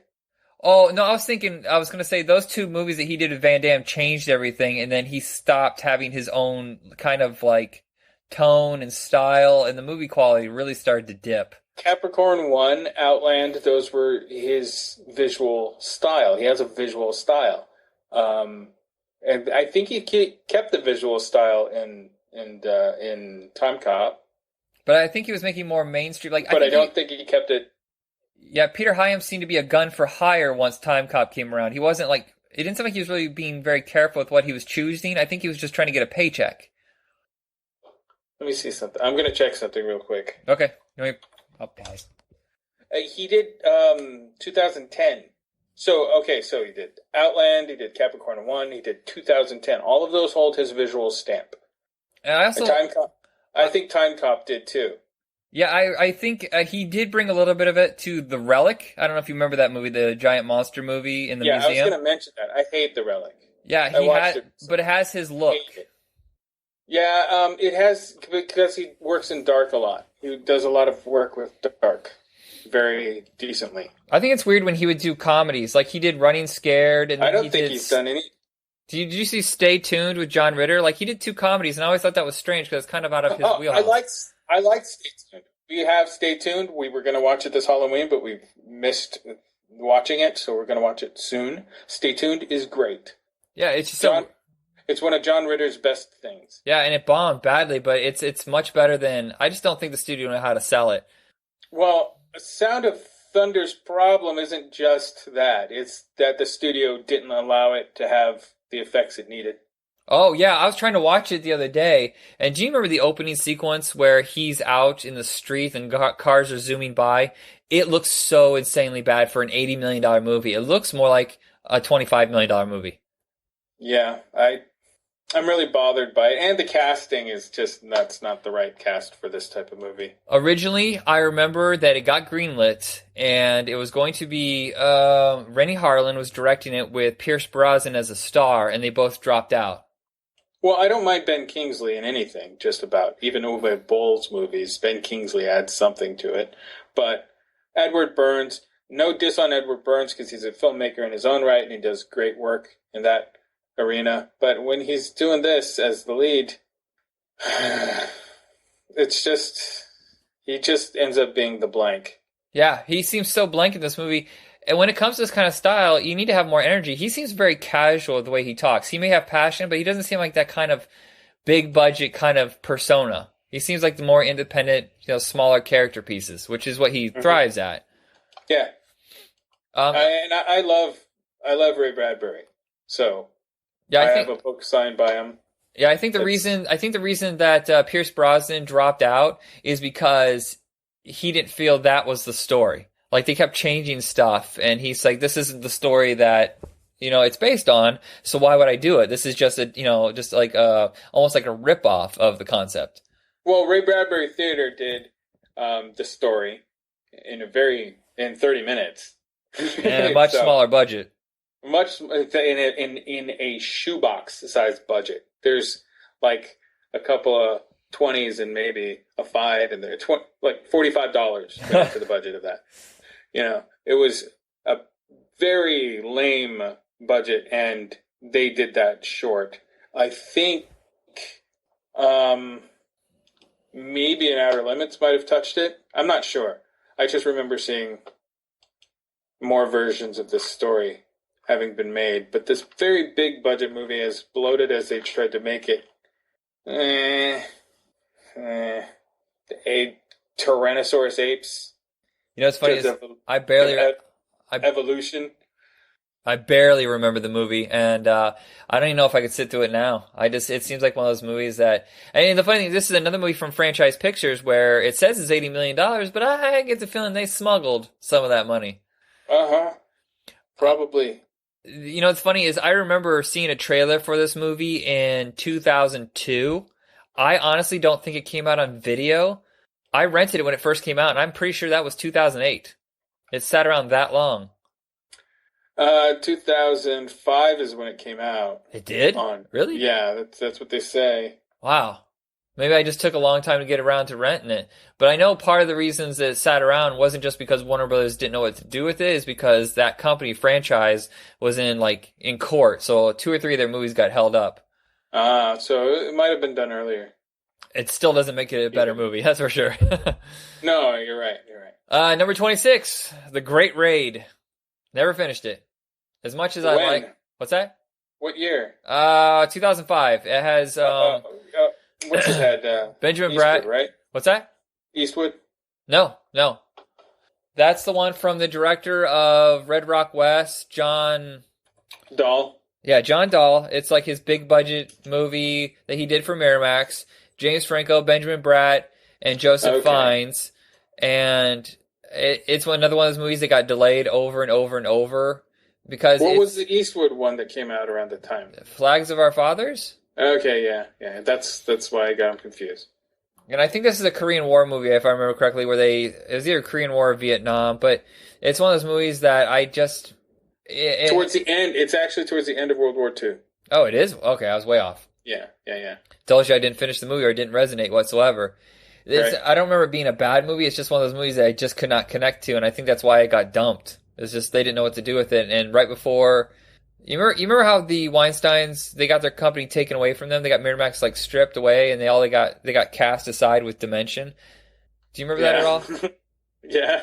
Well, The Great Raid was one of the very last movies under that window, and Miramax just dumped everything that had been sitting on the shelf for years, within a 2-month period of time. And Great Raid was one of those that they just put out very minimal release, 1,000 screens, $10 million maybe promotion budget, and that was it.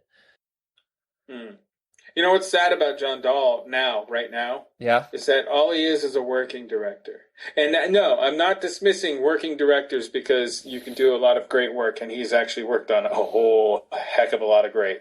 From Breaking Bad, True Blood, Shameless, Falling Skies, Homeland, even an Arrow episode. Really? Vampire Diaries, 4 episodes of Vampire Diaries, Hannibal, Dexter, Justified, The Americans, Californication, Ray Donovan, The Stain, The Bridge. He's working a lot, but it's just not the same. His movies are very particular. You can't see him. Right. You want to see him. He did Joyride. He did Red Rock West. He did Unforgettable. He did The Last Seduction. Kill Me Again, Red Rock West, Last Seduction, Unforgettable, Rounders, Joyride, and then some TV show stuff and The Raid. But since The Great Raid, he's been doing mostly television stuff. He almost did Punisher Warzone. He actually signed on to it, and when he found out the violence level, which is weird because you would think that he knew what the Punisher was, he just decided to step out. The budget was too small for his liking and too much gore. I don't necessarily. I think he could have made it work even better than they. I like the last Punisher movie. I do. At first, I didn't like it because the gore took me out of it. Sometimes the movies just do that for me. I don't know why. But then you kind of go back and you view that Lexi Alexander was just I'm going all in. No holding back whatsoever. So now I view that almost as... I love Thomas Jane as the Punisher. I think he's the perfect Punisher. But Ray Stevenson is pretty good. And the movie's tone on the second one, the Warzone one, is perfect. Yeah. It doesn't sway like the way the one with John Travolta. The only grouse I have about it is 2 grouses. Is just visually it's way too neon, I think. And the villains, the 2 brothers, are a bit too much chewy. They just chomping on everything. They're just sinking their teeth into everything ever around them. But they're great actors, so we're halfway through the list. I don't want to stop on the great raid, so let's just finish on number 25. All right. Cowboys and Aliens.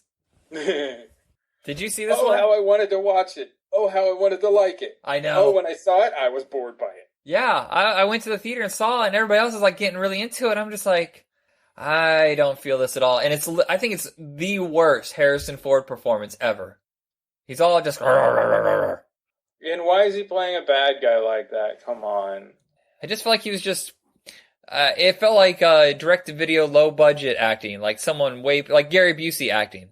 Now Gary Busey. It's just like, Harrison Ford, man, what are you doing? This is terrible. Sam Rockwell's wasted. I forgot that he was in it. Yeah. I can't believe I can't remember his name. Daniel Craig. I just feel like he was seriously miscast. Mm-hmm. You know, Robert Downey Jr. was originally the star, and he stepped out. Probably wanted too much money. That or he knew better. Or he knew better, but have you ever seen the comic? What movie? The comic of this movie. Oh, no, I haven't. It's a comic-based movie. I, as an illustrator, know how it feels to have your stuff slammed and talked badly about, or not even regarded. I'm sadly going to talk negatively about the comic book artwork. I don't know about the story. The story is probably the exact same thing in the movie. But the artwork, it kind of gives you hope if you're an illustrator and you draw better than these guys. Because it's bad. The artwork is bad. It's bad. It's high school bad. It's a guy who in high school drew all right for a high schooler. And then that's where he plateaued or something. And then he did this comic book. I don't know. I'm not speaking specifically. I'm just speaking how the art looks. I'm not talking specifically about the guy. I don't know his name. Don't know who he is. Scott Mitchell Rosenberg. Sorry, Mr. Rosenberg. I hope you draw better now. It's Platinum Studios. They have never really been known for high-quality comics. They're usually more concept. They got this concept sold and optioned, and that was the deal. That was the big deal about it. They got this thing, basically a storyboard in comic book form, and shopped it. So success on you guys. You guys made a lot more money than I ever will, probably. But... oh boy. It's really bad looking. I'm looking at everything from this company. Okay, so originally started off called Malibu Comics. Do you remember them? I remember Malibu. And then I think Marvel might have bought them out, but then he retained the rights to some stuff. I don't know. But then it became Platinum Studios. So if you look at all the projects that they've done, they're really disappointing. So they did Dylan Dog, Dead of Night. Wait. They drew Dylan Dog, or they reissued? Let me look here. I think it's reissuing. I don't think anybody's ever done Dylan Dog except for the Italian dude. No, they own the rights. They own the rights to the adaptation. It said Platinum's Macroverse Bible, a slate of comic book characters acquired by Rosenberg. So he bought the comic. So I don't know if they republished it or they licensed the character. Well, Dark Horse ended up doing the reissues in English of Dylan Dog. Yeah, so that's kind of confusing, the wording on this. Dead of Night they did. I don't know that one at all. That doesn't seem familiar. Oh, no, that's Dylan Dog. Okay, Dead of Night. That's the Dylan Dog movie, Dead of Night. So they probably just got the rights to do the adaptation of the movie. Right. Jeremiah. Do you remember that TV show on Showtime with Luke Perry? Yeah. I actually like that show, even though it's very tight budget. You know, it doesn't have a whole lot of scope. Mm-hmm. Nightman, which is notorious for being one of the worst superhero shows ever. Right. Yeah, the red eyeball. Yeah, and it was like Manimal. In fact, I think if I remember correctly, Manimal shows up in Nightman. Do you remember Manimal at all? I know the character just by looking at it, but I don't know the story or anything. Yeah, it's just a guy who has the power to turn into like a hawk or a panther. It's really stupid. It's notorious for being one of the biggest flops in TV history. But for some reason, he showed up on Nightman. It's the same producer, I think. Ultra Force, and then their big one. Their big one is they had the rights to Men in Black. That was a Malibu comic. Okay. So they reaped the benefits of that. That's probably how they got Cowboys and Aliens made, is because, well, these guys did, they knew what they were doing with Men in Black, even though they don't really know what they're doing. That's more of the producer and director and star that know what they're doing. It's just a comic book, Yeah, the concepts, because Men in Black wasn't a comedy. Men in Black was a serious story about the Men in Black. And then they got everybody they got to make the movie, and then it was a comedy. Then it was fun times. Yeah, so I have to say, back to Cowboys and Aliens, severely disappointing.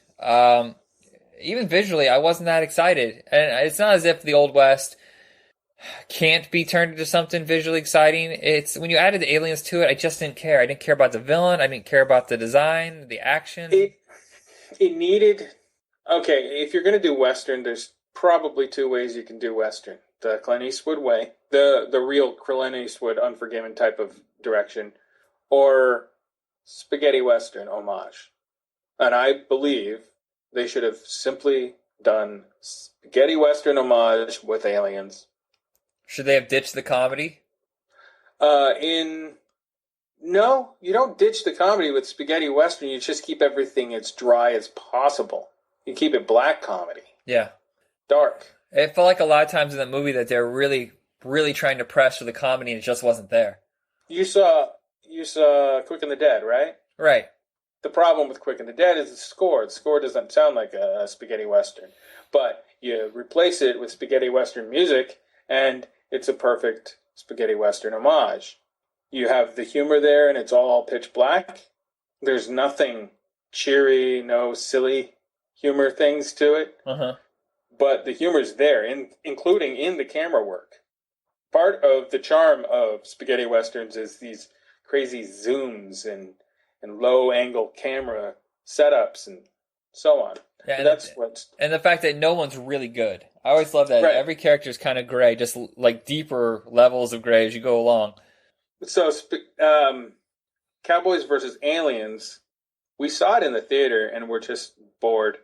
And that's the thing. The script was uneven. So I think through word of mouth, it failed. Yeah. I mean, it's funny. I almost said Mel Gibson. Harrison Ford has a thing where he has a movie that has broken $100 million every decade. So 70s, 80s, 90s, whatever. And it had just, 2010 or 2000? It was 2011. And I was like, oh, he's going to keep the streak going? Because I really thought Cowboys and Aliens, it's from the director of Iron Man. It's got James Bond, and it's going to be a huge hit. And I remember as it hit around 95 million, I was like, oh, please, just get over 100. Just get over 100 so it qualifies. Because I want him to have one like every decade. And of course, at the time, we didn't know there was going to be another Star Wars. And I think it literally ended at $100 million, like an additional 1,000 on top of that. That was it. So he qualified. Yeah, well, he doesn't need it. No, but I always thought it'd be cool if he could continue that record for as many decades as possible, because I don't know anybody else who could do it. Right. But he's so, I don't know, like you said, he's so crotchety and just silly grump. But I'll tell you something else about Harrison Ford, other than being a grump in public and in movies nowadays. He's also a helicopter pilot, and he does really cool things like saving people. No with kidding. His helicopter. Yeah. Well, that's cool. So we can probably leave it there. Harrison Ford is a rescue chopper pilot. Maybe he's his own action figure. Holy moly, he's a real life action hero. That's pretty cool. Yeah. Well, he flies the chopper. They send out the guy to hook the guy who's stuck in a wilderness somewhere, and he flies the chopper out. He's super important. Well, I guess when you're not doing movies, you do like really important things. That's pretty cool. I didn't know that. Thank you for letting me know. Wow. The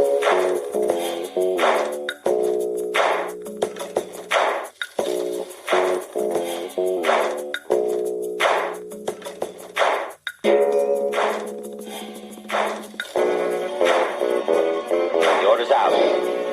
He's to be caught dead or alive. Who'd you thought you went to? Why not? You had your gun in your hand and he had his in his holster. So, number 24 is where we start off at, and I've never seen this movie. How do you know? The one with Paul Rudd, Owen Wilson, Jack Nicholson. What's it called? How do you know? Never heard of it. Yeah, it's a really, really terrible title. It's so generic. And when did it come out? It came out Christmas of 2010. Wow. It's from the director of Broadcast News, James L. Brooks. I have no idea why this cost $100 million. I've never even heard of a straight-up comedy. All right. You're right. You'll know why when you look at the stars. Well, Who are they? Still, 100 million? Jack Nicholson, Reese Witherspoon, Owen Wilson, Paul Rudd. Okay, so it's Jack Nicholson and Reese Witherspoon. I always like to say Reese with her spoon because it's really funny. I just imagine a girl or her holding a spoon. So it's Reese with her spoon. That might be more interesting than the movie itself. I've had this sitting in my Vudu account as a free download, and I've never bothered to watch it. It's just sitting there. It's been sitting there for like 2 years. There's one movie that I'm not a fan of hers, but there's one movie that she's in with Mark Ruffalo, and it's a ghost story. But when I started watching it, I'm like, my wife would like this because she likes some sappy, dumb girl stuff. Uh-huh. And she likes a whole lot of great stuff. Don't get me wrong. She likes tons of awesome. But sometimes she gets these moments where she just wants to watch silly romantic comedies or whatever. And she loves ghosts. So I was like, this is totally hers. And then I watched it and I liked it. And I don't like Reese with her spoon. Give her a fork. That was terrible. Yeah, it's awful. But yeah, that's a digression. I'm just saying. We can't talk about one we don't know. Yeah. So we probably should move on. Hugo is number 23. I actually like Hugo's delightful. It is. It lost so much money, though. It lost nearly $77 million. That is a 3D special effects awesomeness thing. And that's why it cost so much, because of the 3D effects. I have to say this. I don't really understand. I'm really good with box office like numbers and stuff like this, but I still have a hard time understanding how it is that a movie that made 185 million worldwide but cost 150 can lose that much money. Were they promoting it so heavily, like spent so much on advertising and didn't make any of it back on like video? Or they only counted box office? I have it. I got it free on iTunes. Like, they were giving the thing away. Wow. You think they were trying to make some of their money back? Yeah, they have it on Netflix too. Like everywhere it's available. But it's a nice movie. It's cute. It's I can't fault it at any point. No, it does not play down. It's a kids movie, but it doesn't play down to anything. Right. It's Martin Scorsese, and he just keeps it at A level for everybody to, he doesn't play it silly for kids, and he doesn't try to make it subversive for adults to get it. It's just a straight up fairy tale. Yeah. But like it's like a filmmaker's fairy tale. Like, he's referencing George Mill, whatever his name is. He's referencing that guy who did Rocket to the Moon. Oh, yeah. His stuff is just magical when you look at it. How it's almost like a magician. You look at it and you're like, it's silent era, but how did he do those special effects even back then? He was groundbreaking. So it's a love letter to his stuff. You know what's weird is it just occurred to me that Ben Kingsley has popped up in like 4 of these movies already. Yeah, he's box office poison. I know, he's a really good actor, but it seems like he either doesn't know. Nah, it has to be just timing. A lot of these movies are actually pretty good, but yeah, like I was just thinking Ender's Game isn't on this list, and that lost a massive amount of money. He's in, what's the vampire movie from U-Bowl? Blood Rain? Blood Rain. Yeah, Blood Rain. Yes. I think that made like $150. It just seems like a lot of stuff that he was in, except for Species. Species made a profit. And that's about it. Yeah, and don't get me started. Species. Don't get me started. Oh yeah, and Iron Man 3, which everybody hates him in, which I'm okay with. That's great. It really surprised the audience, and people are like, no, it's got to stick to canon. I'm like, no, read the comic book. Hail to the King is a short that followed it, where he's in prison, and it implies that maybe he really is the real Mandarin. Huh? Mm-hmm. But it's an implication, so who knows? Who knows if he is? Yeah, people want it straight up sometimes. Vagueness doesn't satisfy people. But that's short, actually, if whatever you had a problem with Iron Man 3, which I thought was pretty fantastic. But if you had problems with his little thing, just watch Hail to the King. That's short. It's really, really, really great. All right. Number 22, Triple X, State of the Union. I've actually seen this movie a few times. Ice Cube. Right. I hate the one with Vin Diesel. It's so... the Vin Diesel one I haven't seen too much of, but it has the water contraption thing that he's on. It's supposed to be like got big metal bolts, but all the decoration, like it's a vehicle design. Uh-huh. All the big bolty parts really look like it's painted plastic or fiberglass, painted to look like metal. And it just looks so, I don't know, like Tim Burton designed that one thing. Yeah. I actually And the rest of it's supposed to be high-tech and super spy stuff, and this thing looks like Tim Burton's version of high-tech and super spy stuff, which isn't. Like as if it was in the 50s or 60s? Well, okay. Edward Scissorhands. The big sets when in the scenes with Vincent Price. All these big bolts holding all of his contraptions and whatever. It's just this it's like made out of foam core or something. Oh, yeah. But painted, so it's like this gunmetal with a slight metallic sheen to it. That's what the boat looked like to me. So I guess to explain the plot of Triple X, I can't believe no one's seen it, but if you haven't, it's supposed to be like a play on how James Bond is too uptight and too rigid, and that he sticks out like a sore thumb. He really couldn't be undercover, which is kind of true. It's weird that he seems to be able to walk into anywhere and just go Bond, James Bond, and then like people are like, all right, we're cool with that, and not immediately kill him. Right. And Triple X kind of takes it where if you're going to go into the extreme world, you take an extreme guy who looks like he fits in that world. That's a basic plot, but the thing is so ridiculous. I know it's cool if you're 18, but if you're not 18, after that, you're like, oh, this is nonsense. I guess 18. I wasn't 18 when it came out. I wasn't either, but I'm just saying that's kind of the audience they're going for. And I kind of... Look, they were trying to get the Fast and Furious guys to want to watch Vin Diesel as a super spy. Yeah, and that was like when everybody... And he didn't want to come back. He was like, no, I don't want to do it. I don't want to do a sequel. So they got Ice Cube. And Sonny Mabry's in that one. She's awesome. And William Dafoe, Peter Strauss, and the guy from... I hate it when I can't remember the names. The guy from Underworld. He was on Felicity for years. Scott Speedman. Yeah.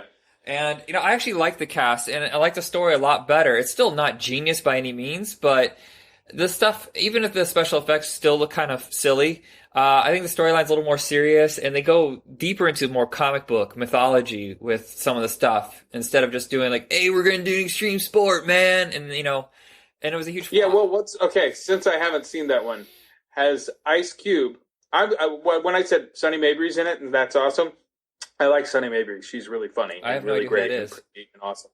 Sonny Mabry is the blonde lady in that movie. Okay. She's never given her moment to really, really shine in movies because she's a pretty girl. Uh-huh. But she's hilarious. She's really funny. She has a Vine account, and she posts, Vine videos hit very seldom, I think, with me. But hers hit pretty consistently. She's very amusing anyway. So, she was on Snakes on a Plane. Oh, okay. Come on.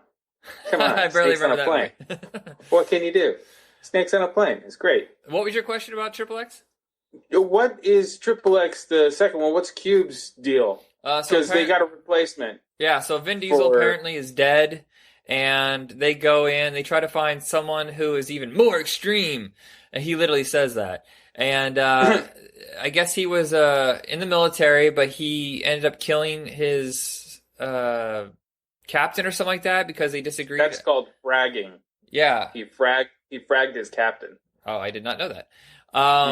So it comes from a fragment hand grenade. Usually you use a grenade and it kills. Oops, the grenade went off.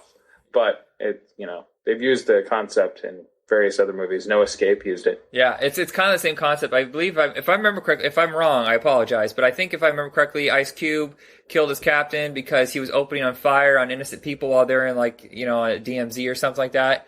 And that's why he was in jail. They broke him out, and now they use him because I guess the entire thing is compromised, kind of the way it is in Captain America. Like almost either everybody's dead or everybody's bad. And there's only a few people left. Oddly enough, Samuel Jackson is involved in that one too. Right. I was going to mention that. And so they find someone who's not... And his face is also jacked up. Weird. And they find someone who's not part of the system. It's Ice Cube, and they go from there. And he uses more underground methods instead of using the government path or whatever. And the funny thing is, I just saw the movie like 2 months ago, and I'm already vague on it. So I'm not going to say it's truly memorable, but I do remember like being able to sit through it more than once, the way I have not been able to with Triple X. Yeah.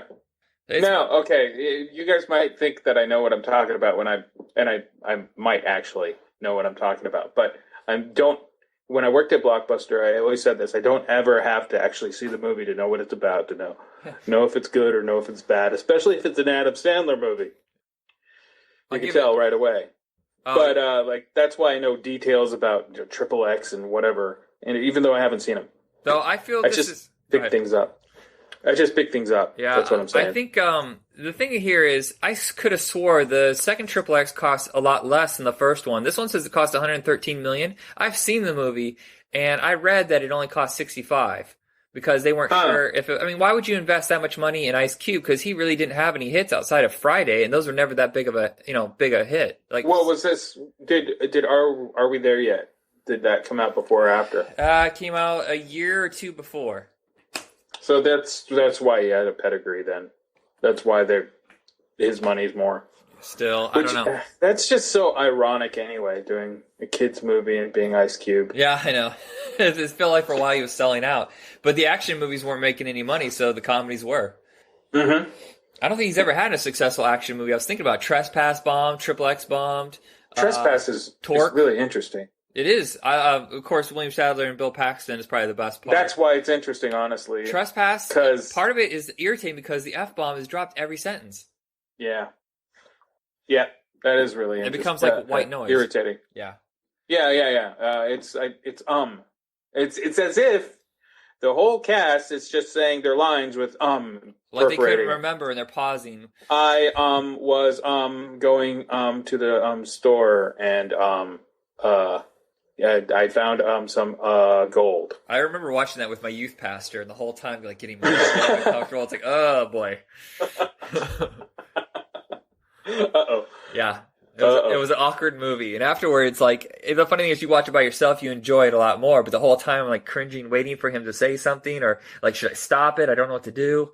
So I went to a really cool church for a very short period of time, and the pastor was cool, and we went into movies a few times, and we saw Grosse Pointe Blank, and I knew all the songs that were popping up, and I would just whisper, like, Violent Femmes. I would just whisper that throughout the whole movie, whatever it was, to the point where he was like, shut up. So my pastor, who was like 5, 6, maybe 7 years older than me, it was like, shut up. Shut up. I just think it's funny having a pastor tell you to shut up. Yeah. But he was totally cool. Obviously we're watching Grosse Pointe Blank, rated R movie. So cool pastor. I think my youth pastor took me to Demolition Man, which was rated R, but that's like a light R. That's so light. That's comic book light. It should have been PG-13, except for a couple of F-bombs. Yeah, really. Yeah. And his literally sculpted buttocks. Oh yeah. Well, still, that's because he's frozen. It's a sculpture of him. Let's see. Number 21, The Wolfman. The one from I like Wolfman so much. The director's cut is even better. That's what I'm talking about. Yeah, the theatrical version kind of left me a little cold because here's my one problem with the movie. Benicio del Toro is so mopey that it's hard for me to get into his character. Like, I thought that if you're going to be the Wolfman, for once I would love it if people just got into it. Like, holy crap, I have these powers. Yes, they or something, a little more energy, life into it instead of like, oh, poor's me. Oh no. Well, that's lending itself from the very first Wolfman. He was very much a distraught character, and probably a lot more manic. But he wasn't exactly accepting of it. I don't know. All right. It almost felt like Benicio del Toro didn't even want to be in the movie. Like, he just wanted to. I gotta get out of this. He's actually the quietest part of it. And then Anthony Hopkins almost overdoes it because he's trying to make up for his low levels. If you have to find terrible things about this movie, that's probably it. Benicio might have been just doing it for the money. Yeah. And Anthony Hopkins might have been just doing it because it's fun. And so. And I know it was a seriously troubled production. I know that originally Mark Romanek was supposed to be the director, and he pulled out at the very last minute. And Joe Johnston stepped in, and he admitted he just took the job for a paycheck because he hadn't done a movie in quite some time. And I know that there was issues with the special effects, even though Rick Baker is like a master of that kind of makeup stuff, and he's done werewolves before. For some reason, they had issues with it, and they had to go in and reshoot some special effects and reshoot some action sequences. Do you think it's issues with the actual effects, or do you think it's issues with the studio saying we need more CG? Maybe that, or maybe they thought that it looked a little too old school. Like, I mean, it's supposed to be a remake, so it's supposed to look more like the original Wolfman. So I don't know if they wanted something more updated that kids would get into. Yeah, well, okay, everything is to try to hit kids, and kids are all like, oh, cool graphics. Cool graphics. Yeah. Old video games. Cool graphics. Now, when CG stuff started happening, what do you get? American Werewolf in Paris. Oh, yeah. Why... I enjoy that for Tom Everett Scott, but I don't enjoy the CG stuff. So why go that route? But I'm thinking the studio probably was... They pulled The Thing, or tried to pull a Thing. Yeah. The remake, not the remake, the prequel to The Thing had all these really great practical effects. And I actually think that the movie version, not the movie version, the final version of the film, it still looks good, even with the CG stuff merged with the practical. But it would have been even better with just practical. Some stuff still is so hard to do, though, practically. And I think maybe that's the problem, though, with the studio. Yeah, so, I mean, with that, the Wolfman probably... I think it was supposed to cost a flat $80. And it just so many production problems and delays and rewrites and reshoots. You know, that's why it cost $150 million. I went and saw this in the theater. I had really no major problems with it. And I think that the thing is, you can almost always tell when there's a big studio film that the studio doesn't have a lot of trust in. They'll dump it in January and February. Yeah. Well, why didn't they do that with Dracula Untold? The new Dracula movie. Yeah, I have no idea. Looks like a stinker. Yeah, it's doing well overseas, but almost all those kind of movies do well overseas, not here. I like Luke Evans, that's his name, I think. Yeah. I like him. I think he's really cool. But, do you get the feeling that a lot of movies now, they're not focused on quality directors, they're focusing on directors who are affordable and know how to handle special effects? Not so much actors, but handle special effects. And that's kind of the problem with a lot of these big monster movies, is they're like, oh, this guy knows, he was a stunt choreographer, or he was a special effects guy, we can get his talents for cheap.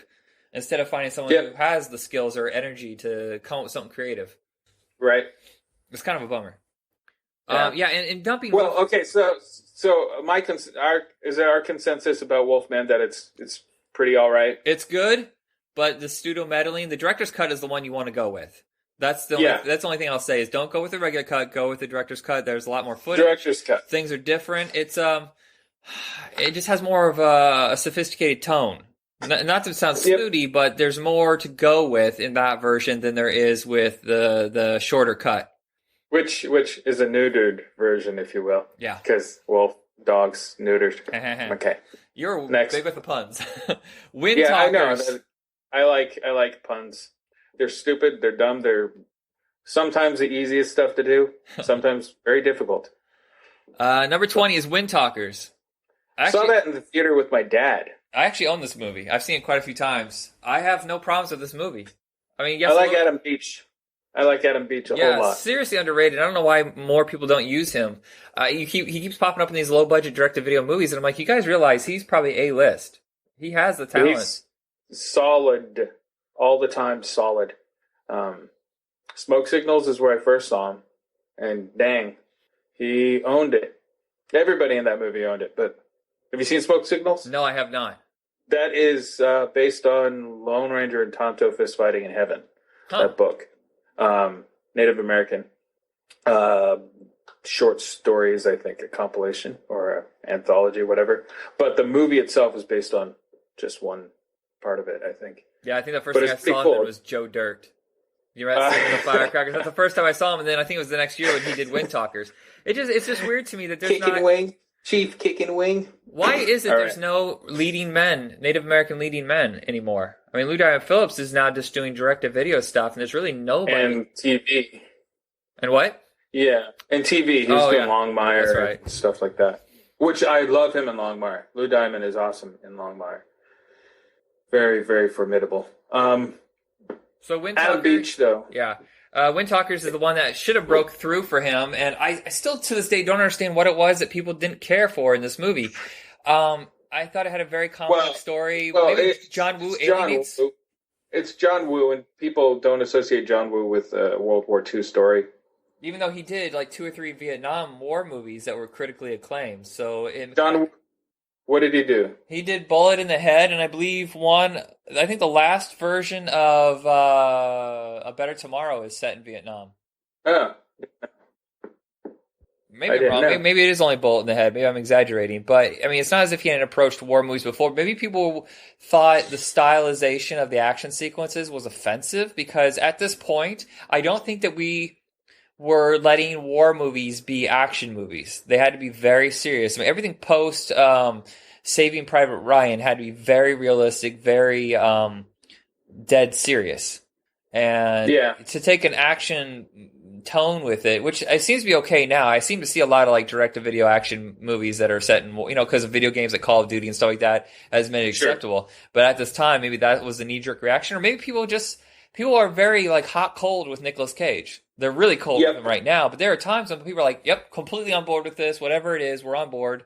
I think actually that might have been around the time where they started getting off the Nick Cage boat. Yeah, well, right after this is when he did National Treasure, which is his biggest hit. So it's kind of strange. That's his biggest hit is National Treasure? I believe so. I think totally. It's like $225 million or something like that. That's pretty cool. That's silly. The director of National Treasure also directed some Barbarian Brothers movie. No kidding. No kidding. I think it's the one where they're truckers. Oh, you're talking about John Turtletaub?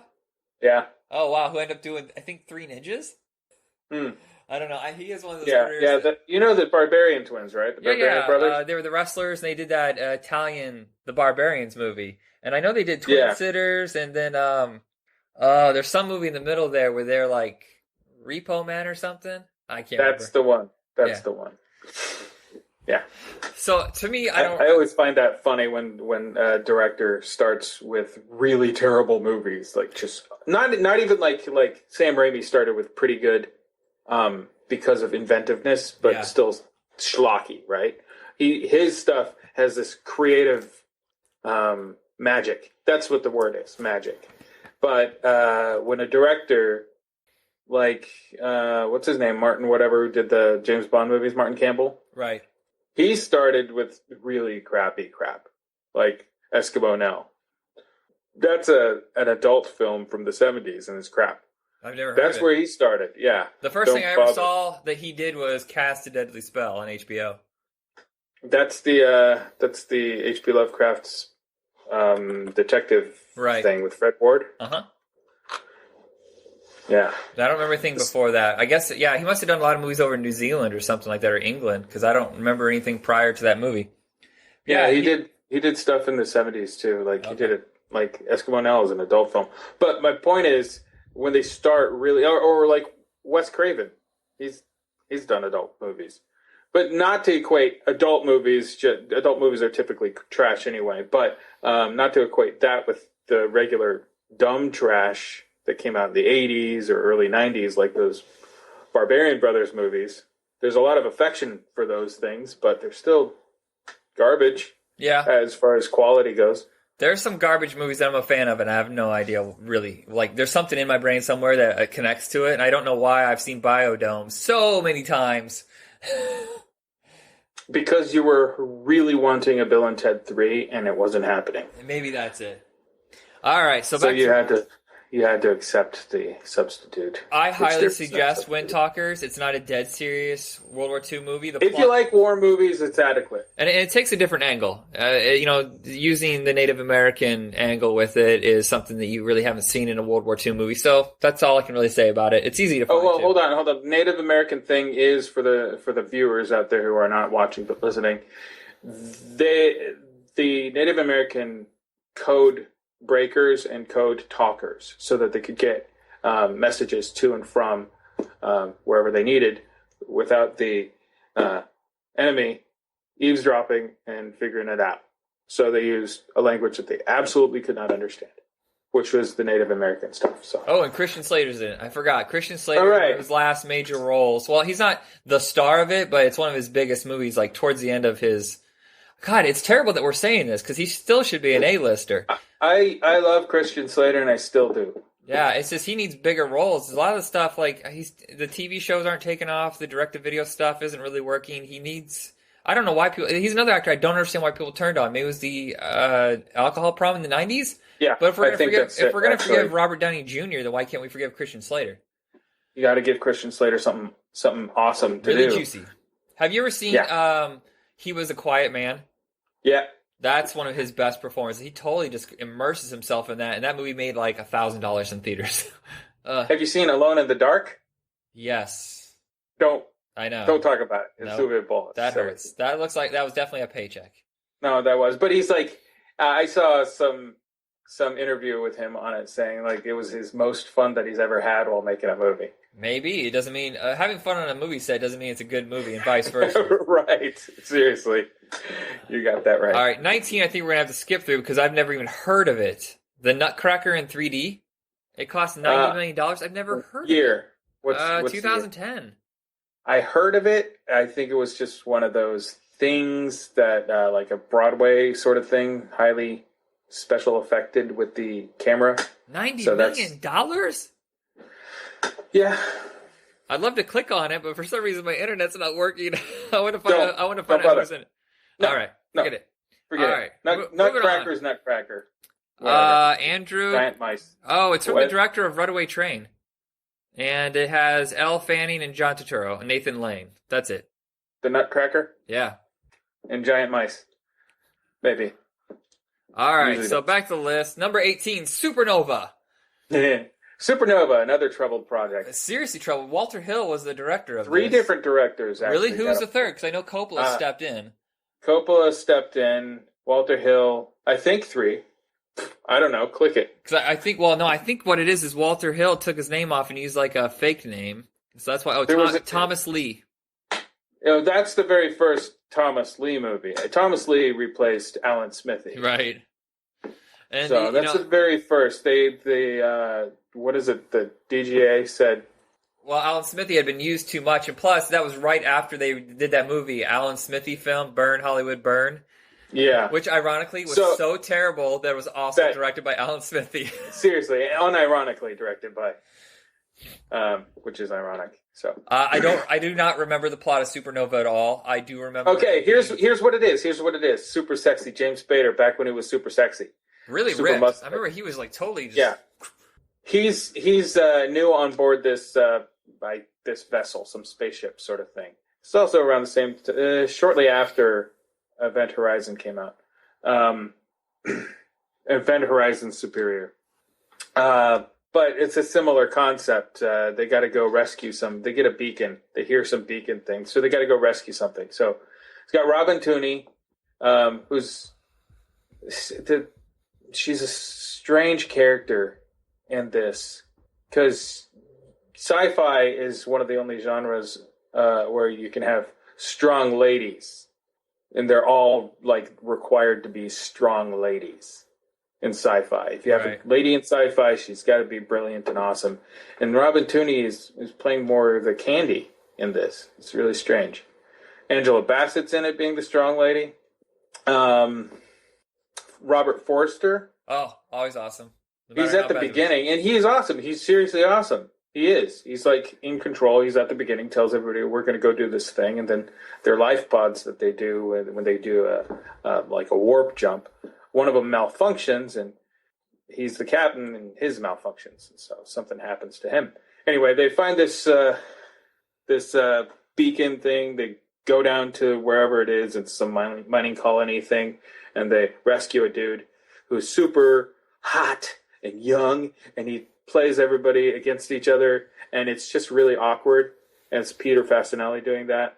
And by the end of the movie, he has like super knuckles, Super high cheekbones, super knuckles. Seriously, he's got these really bony, like, if you get punched by him, you die. Knuckles. But the whole movie itself, because it was handed between people so many times and troubled, it's hard to make what to make of it. Yeah, I just remember being really cold. I just didn't know what to feel at all. I fall asleep to the thing. Sometimes I put movies on just to lull me to sleep. It's one of those. And it's not necessarily boring, but it's not necessarily not boring either. There's a lot going on for it to not be boring as far as action, movement, camera movement, and sounds. But it's also, I always end up missing the last part. The last act. I think it's strange they even hired Walter Hill. I don't know if it's because I don't remember him ever directing a sci-fi movie, but I know he produced Alien, so maybe that's why. I don't know. Maybe. And then Coppola stepped in, whatever. And yeah, it's just one of those movies that's kind of a mess. I didn't really take a whole lot from. I'm not going to say it's god-awful garbage, but yeah, there's a reason why it lost so much money. Shout just put it out, or is putting it out. Really? Shout Factory. I did not know that. Like a Blu-ray of it. So, all right. It's warranted that, I guess. Well, Shout Factory, sometimes they reach a little far into the bins for stuff that they feel like is worth, adding all these extra features to. You're like, no, there's better movies out there. They should do Red Planet. They should, totally. Let's see where we at. 17. Get me to do a cover for it. I'll do a cover for it. Oh, yeah? Oh, nice. I would want to, yeah. Town and Country is number 17. Never seen it. Town and Country is with Meryl Streep? I know it's Warren Beatty, Goldie Hawn, Gary Shandling. Not Meryl Streep. No, Josh Hartnett. I don't remember who the second woman is. I think maybe Susan Sarandon, or maybe you're right. Maybe it's Meryl Streep, but I doubt it. I want to just click on it and look. But it's one of those movies that I remember. I used to get Hollywood Reporter every week. I was so obsessed with like that world. Still kind of am. But I want to know every production that was, currently being filmed. Like before everybody else, I seemed like a lot cooler. And it was that was your motivation? Yeah, I was a dork. Seriously, I was like, oh yeah, so this actor's doing this movie, that kind of lameness. Quick digression: I had a friend in high school who would always try to do that with me, and I didn't care. I didn't care about one-upping anybody. I just always had the information for no good reason. No good reason. I'm just like a stupid sponge of movie trivia junk. And he would always come up and he'd go, hey, did you know about like Back to the Future 3? And like, yeah. And I would know exactly what he's saying. I'd finish his sentence and he'd be like, "Go!" Every time. So. Yeah, I mean, I was kind of exaggerating. I wasn't really rubbing it in people's face, but I just really wanted to know what was being made beforehand. And I remember Town and Country was in production in spring of 97 and maybe even 96. I can't remember, but it sat around for so long. It was a disastrous production, and they kept having to delay things. And like every year they'd come back for like a week or two to film something with Warren Beatty, and then go back and put it like in the cryostasis or something, and then shoot again for another couple weeks. And is it a light comedy? Yeah, drama farce. What is it? I really don't remember what it is. I think Warren Beatty's like, a Lothario, and he's cheating on Diane Keaton and Goldie Hawn, and they're rich and they're pretty, and that's all I know about it. I've never seen it. So, I have this question. This is why it failed, too, also. It came out in the late 90s, right? 2001. It got delayed by 4 years. So, it was made in the late 90s, 2001. Okay, so it came out in this era where people started getting really tired of those types of movies in the theater. Yeah.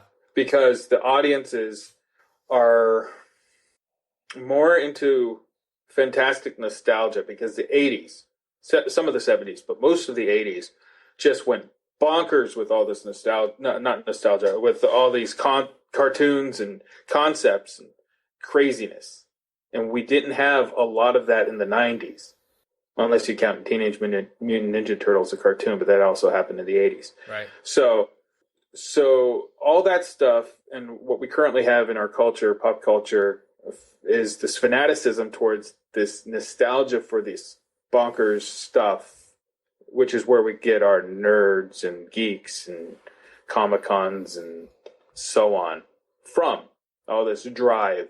That's why we have bronies, I'm assuming. But those audiences were just building around 2001. That type of audience was building, and they do not want necessarily to watch Bishop's Wife or something. Right. Well, I also have to say, if you look at the cast, they were all at the end of their runs. You know, Diane Keaton was past her prime. So Goldie Hawn, it's your grandma. It's your grandma or grandpa's. You know, "Oh, I remember Warren Beatty. I'll take my wife used to like him. That's a terrible old man. Yeah. But yeah, I just don't think that kind of movie has any place. Like now the adults really want to see something like Gone Girl. They don't want to see something like that. No. And I would say it seems there might be a thing with Gary Shandling too. If you think about it, Gary Shandling's always been like a comic nerd kind of person. He's never been really mainstream. He's always had stuff that like a very small dedicated audience is into. Right. But when it comes to movies, yeah, I mean, he only did like 2 or 3 movies as one of the main characters, and they all bombed. Hail Hydra. What's that? Hail Hydra. Oh, yeah. He does not look well. That's what he's known for. Am I wrong? Does he not look well? Well, it's not well. It's just aged. His hair is falling out. I don't know. It just looks so strange. Because he was older when we were kids. Yeah, I guess. Anyway, I have nothing else to say about Town and Country. I've never seen it. If you want to see it, I'm sure it's out there somewhere. Number 16, Treasure Planet. Joey Gordon-Levitt. Yeah, that's right. The Disney movie, right? 2002. Yeah. Yes, of course. You know, I met him at a Weezer show. No kidding. I have a photo of him and me. I'm wearing my Twin Peaks shirt, and we're pumping the metal sign for no good reason because neither of us are metal. And he's really short. I had previously met Larissa Olenek at another Weezer show earlier that month, and I was like, "Hey, I met Larissa Olenek. Got a photo with her. I got a photo with you." It was really dumb. And then no conversation. He's like, "All right." She's the one from Third Rock, right? His girlfriend? Not Third Rock. Who am I talking about then? Or Third Rock from the Sun? No. No? No. Maybe she was in that show, but 10 Things I Hate About You, and he was trying to get with her in 10 Things I Hate About You. Oh, you know what? No, I'm pretty sure she was on as his girlfriend in the show, and that's right. I forgot she's in the movie too. Okay, so 10 Things is what I know about her from, and that's Magical Life of Alex Mack on Nickelodeon or something, where she was magic. So when I met her, we were just poking fun at her about the magic stuff, like acting like it was real. Can you stop time? Can you do this? Can you do that? Yeah, I'm sure that went over well.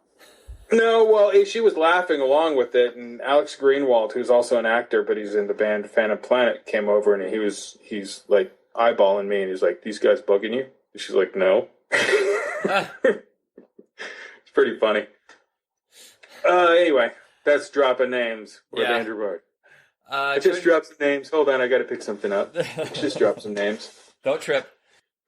Treasure Planet. Treasure Planet, boring, dull. Yeah, I don't remember it. I remember the visual part. Can't get into it. Yeah. No, not even. It's a 2D animated film by Disney, and it was one of their last non-singing movies, or maybe their last. Sweat and Bullets come out after that? Yeah. What's Sweat and Bullets? The one with the bull. Oh, Home on the Range? Yeah, Home on the Range was called Sweat and Bullets. Where? Originally. Oh, okay. Original working title. Sorry. I gotta say, that was the period when Disney was really having a rough time. Like, Atlantis was the first big disappointment, I think. Hercules didn't do that well, but, it started to just take a slow... I mean, Lion King was so big, and then Pocahontas not so much, Hunchback not so much, Hercules not so much. But then it was this one and Atlantis were like, oh, we're in trouble. We have lost money on this. A lot of money. Well, at the same time, didn't Titan AE come out? That's right. And also, which was also dumb. And it's Don Bluth. Titan AE is Don Bluth. I bought the DVD. I like dumb movies. I watched it. But then it's hard to rewatch.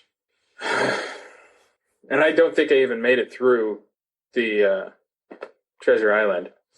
Yeah, I don't remember anything. So I guess there's that. I'm sure someone's a huge fan because there was a sequel, I think, a direct-to-video sequel, and it did make $109 million, so there's got to be some fans. Huh. You want to move on? Yeah. Okay. 15, Evan Almighty. I enjoyed it. $175 million, the most expensive comedy, I think, ever. I don't see another one higher than that on this list. Was that also Tom Shadyac? Yep, that was his last movie before he ditched everything and lives in the middle of nowhere now and Well, I think he's cutting documentaries, I think. Oh, okay. Because I know he's. But you don't really have to shoot stuff for documentaries if you're doing it a certain way. Anyway, that movie, why did it cost so much? Special effects, just so many special effects. I mean, all of those animals, and of course, when it actually floods and the ship itself, it's just so much. And I think there was a lot of delays in production because of the animal problems. So they had to go back in and digitally alter a lot of stuff. But that does seem really, really high. I mean, that's the same cost as Waterworld. What's up with movies in water costing so much money? Water is expensive. Water is not something that you can renew. I know. It's just I was thinking, like, some of the movies didn't cost. It's very wasteful. So to use water in movies is extremely wasteful. Are we talking on set or just out in the ocean? Oh, on set stuff. I mean, you should. I hope they have systems set up so the water gets pumped back in and recycled and purified and stuff. But it doesn't seem that way. Like they're constantly just refilling it up again. Yeah. Or it just sits there and gets gross. Yeah. Well, with Evan Almighty though, I believe a lot of it's going to be CGI, which CGI water is also not cheap because you got to make it look as real as possible. Yeah. All right. Well, that was a fun movie for what it was. Yeah, the sequel to Bruce Almighty. It is not the same as Bruce Almighty. It's the same world, but not the same tone. And maybe that threw some people off. Yeah. It still made $173 million worldwide. It's just, I think the production costs and advertising to try to make up. Sometimes they go overboard with the advertising. I don't know why they feel like they need to pound it into your skull until you don't want to see it anymore. Right. Number 14, another water movie, Cutthroat Island. Back when pirate movies were not cool. I wish that movie was good.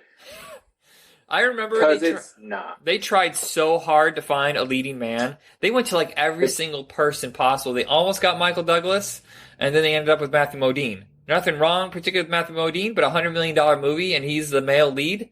Yeah. You know what though? He did a really good workman job on that. Yeah, he's brought the energy, he brought the expression, and all that. It's still, yet. Do you really see Matthew Modine as a swashbuckler? No.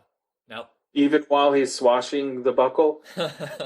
No, not really. And that's sad because he did a really good job for him.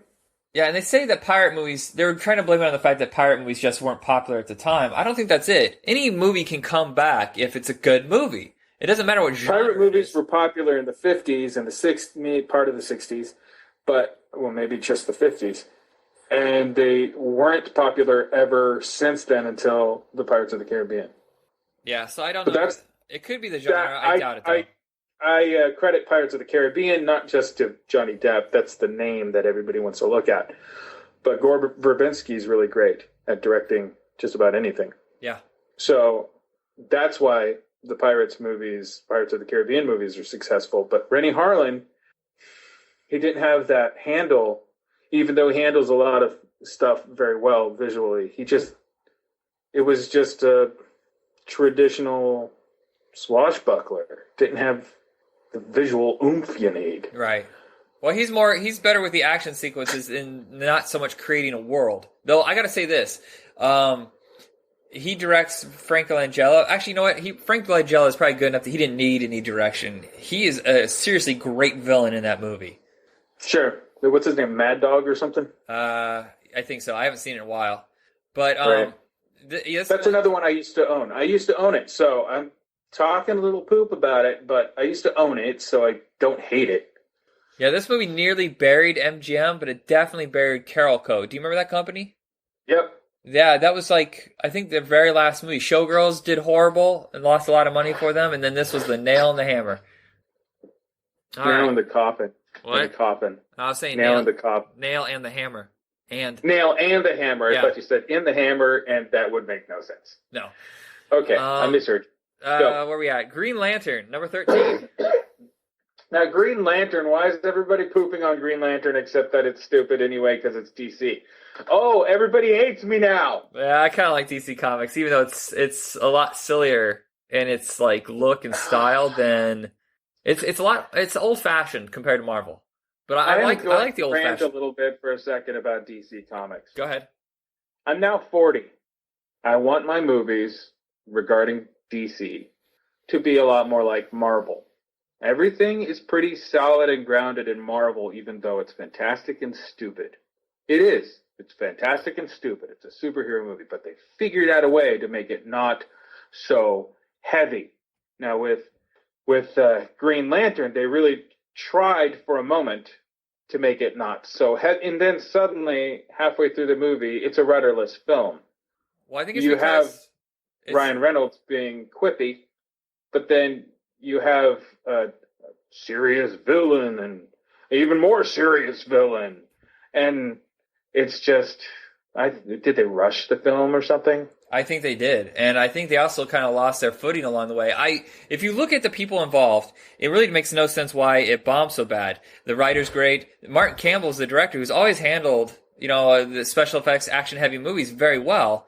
He's also a workman director. He's not a style director. No, but the movie might have needed some style. He does very well. And I think the 3D was terrible. In fact, I forgot that it was even in 3D about halfway through. I didn't see it in 3D. And what was... I didn't see it in theater. Oh, okay. I saw it in the theater, and my problem was it was very flat visually. Something so amazing as Green Lantern should really pop. The 3D was terrible, and Ryan Reynolds should not be Hal Jordan. He should be Kyle Rayner, which is more the style. And here's the thing. A lot of people had problems with the tools that Green Lantern would create to fight back. Hal Jordan was very simple. He wasn't very creative and artistic with what he was trying to create in his mind. He was very straightforward, simple, and a lot of people were like, that's all you can do. But he was not Kyle. Kyle was an artist, and he would come up with these crazy honking designs. And he had Who's the dude with the bowl haircut? Oh my God. Guy Gardner. Dumb. Sorry. Go. Yeah, if they had Guy Gardner, it would have been a much different movie to watch a tool going around being the hero. And the fact that the villain that Peter Sarsgaard, did I say that right? Peter Sarsgaard? I think it's Sarsgaard. Yeah, I don't think it's Skarsgård. Skarsgård's the other guys. Stellan and Sons. That's right. Peter, his villain has no oomph, he's just so flat, and he's not the best. It's flat, but it's also portrayed actually as the serious, so heavy part. But it's not like he's it's not like Al Pacino doing that sort of villain. No, but it's also the wrong villain too. You have he almost feels like, how in a TV series you're working your way towards the big bad at the end of the season. Yeah. He feels like that middle villain, and I don't know why we're wasting that time on this villain if he doesn't really You want to get to Sinestro, right? Yeah, or Sinestro, or, get to Parallax. Parallax. Why is he called Parallax? Does anybody not know what Parallax really is? At one time I knew. I think it was the name of like a demon or an alien or something. That was the name of the alien. I can't remember now. I read it like 10 years ago. It's the name of the alien. That thing is called Parallax. But what our Parallax is, and this might be pretentious to some people out there, is when you're looking at something, it's the movement between the things that you're looking at. So, like, you're looking at a mountain range, but the stuff in the foreground moves, and the mountain range doesn't. That's what parallax is? That's what parallax is. No kidding. Yeah. So I don't know why it's called Parallax. Yeah, that's just me. This is me griping about DC stuff. Yeah. I don't have too much of a problem with the Superman movie, huh? Go figure. Yeah. All right. So number 12, The Alamo with Dennis Quaid and Billy Bob Thornton. I really didn't see it, but that's another one of those epic westerns that I get bored about. Give me 3:10 to Yuma, which is perfect. Give me Quick and the Dead, which is imperfect but pretty darn good. Well, I think don't give me these big things. Very expensive westerns are always unsuccessful. I've never seen a movie like cost more than $50 million be successful. If you look at the history, spending 3 hours, tons of money, huge cast, and never works out. You got to make these things. You got to make these things tight, like 25, 30 million. Make them pop. Make them have a lot of energy. You don't need A-listers because people who are fans of westerns are the same way it is with horror movies. It's not about the star. It's not about the money so much. It's just entertain them. But The Alamo is also a story that should be told, and it's not a cheap story to be told. I like the movie, but at the same time, I was like, oh, this is a lot of extra stuff we probably didn't need. They could have cut it down. Yeah. And I think, like I was saying before in the last podcast, some of these movies absorb the cost of pre-production. And the Alamo was ready to go for... Here's the weird thing is, I don't understand why... It says here the Alamo cost $107 million, but I remember Ron Howard and... crap.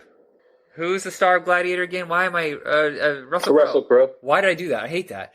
Russell Crowe were the director and star of it, and they let them go because the budget was too high. So that's why they hired John Lee Hooker, who had done The Rookie, and Dennis Quaid, who were both a lot cheaper. But still, I mean, look at the cost, $107 million. What was it going to cost with Russell Crowe and Ron Howard in their peaks? That would have been like $150 million.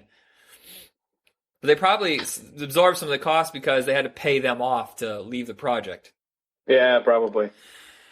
But other than that, there's nothing really special to say. It's an adequate movie. It is what it is. If you like really in-depth Westerns, if you can count it a Western or a war movie, I'm not sure what you would count it as. Historical war movie. Yeah. So, I mean, it's there. Watch it. It's not terrible. But the next movie is pretty terrible. Legendary. What is it? The Adventures of Pluto Nash. All right. Hey, I haven't seen it. I've seen clips of it. I've wanted to see it. I know it looks terrible. It's way too cartoony. It's way too 90s looking for when it came out. Yeah. And it's Eddie Murphy. I don't know. It's the kind of, like, you know how Son of the Mask production value looked? Right. That kind of... it doesn't even look lived in. Oh, okay. So it's like all... Oh, this is all just fabricated yesterday. Yeah, it's all fakey life, fakey real life, you know? So that's what Pluto Nash looked like to me. But I can handle it with that. I can't handle it with the Son of the Mask. That's on Earth. Yeah. I'm supposed to relate to that. But Pluto Nash looked okay as far as silly space caper thing. But I know that it's dumb and trash. But why would that movie get so... Like, why would they even... What's the point of that movie? Honestly, I don't even remember it now. That's one of those movies that's so forgettable. If I remember correctly, Eddie Murphy is like an adventurer who gets hired to do some sort of task. I mean, it's so generic. He's like, I think Randy Quaid is his robot sidekick. And yeah, he's a robot. I think Jay Moore's a villain. And it's got Rosario Dawson. It's got a pretty solid cast, even though they're not all A-listers. But it's one of those things that I think it was just had no energy whatsoever, and they kept having to re-edit and reshoot, and try to get something going, and it never, ever happened. Which is surprising, because Ron Underwood is a guy that could handle comedy, action, and keep things going. What's he done? He did Tremors. I mean, none of that energy is there whatsoever. I get the feeling that... So it seems like he was being... Then if that sort of thing happens, either he doesn't have a handle on the material, or the material keeps changing. Yeah, I mean, well, Eddie Murphy's the big name there, and he usually has control of his productions. So maybe he just kept altering it. And sometimes directors with not a lot of power get cast aside. Like they're just there to go action, and that's it. Yeah. So Eddie Murphy being the big draw there was not a big draw at the point. No, in fact, you watch it. Hasn't been for years. It's the same energy that he had in Beverly Hills Cop 3, where he looks like he does not want to be there whatsoever. He is literally just saying his dialogue, smiling, and moving on. Same as the Haunted Mansion, which I've never seen. It's on Netflix. You could try it. I say try because 15 minutes into the movie and you're like, no, I'm just not. No, because the cast ain't feeling it, because it's cliche plot line and all this stupid junk. But I will say something great about an Eddie Murphy movie. An alternative to this. It's called Starship Dave. That's the original title. You know what? Meet Dave. I like that movie a lot. So funny, so good, so right, so original, so great. And it did nothing, and it also is a turkey, but it's good. It's really solid, good fun. Yeah, it was co-written by Bill Corbett, one of the cast members and writers of Mystery Science Theater 3000. Oh. It has that kind of odd tone to it, which is not in Pluto Nash. Pluto Nash feels like a sitcom in space. If that... that might be a big problem. Unless you like Big Bang Theory. Yeah, nobody has a longer focus. I don't even know what the word I'm looking for, but the whole thing feels like just segments. Like, you know how some road comedies are great because it's broken up into little tales that get to the point where they're going?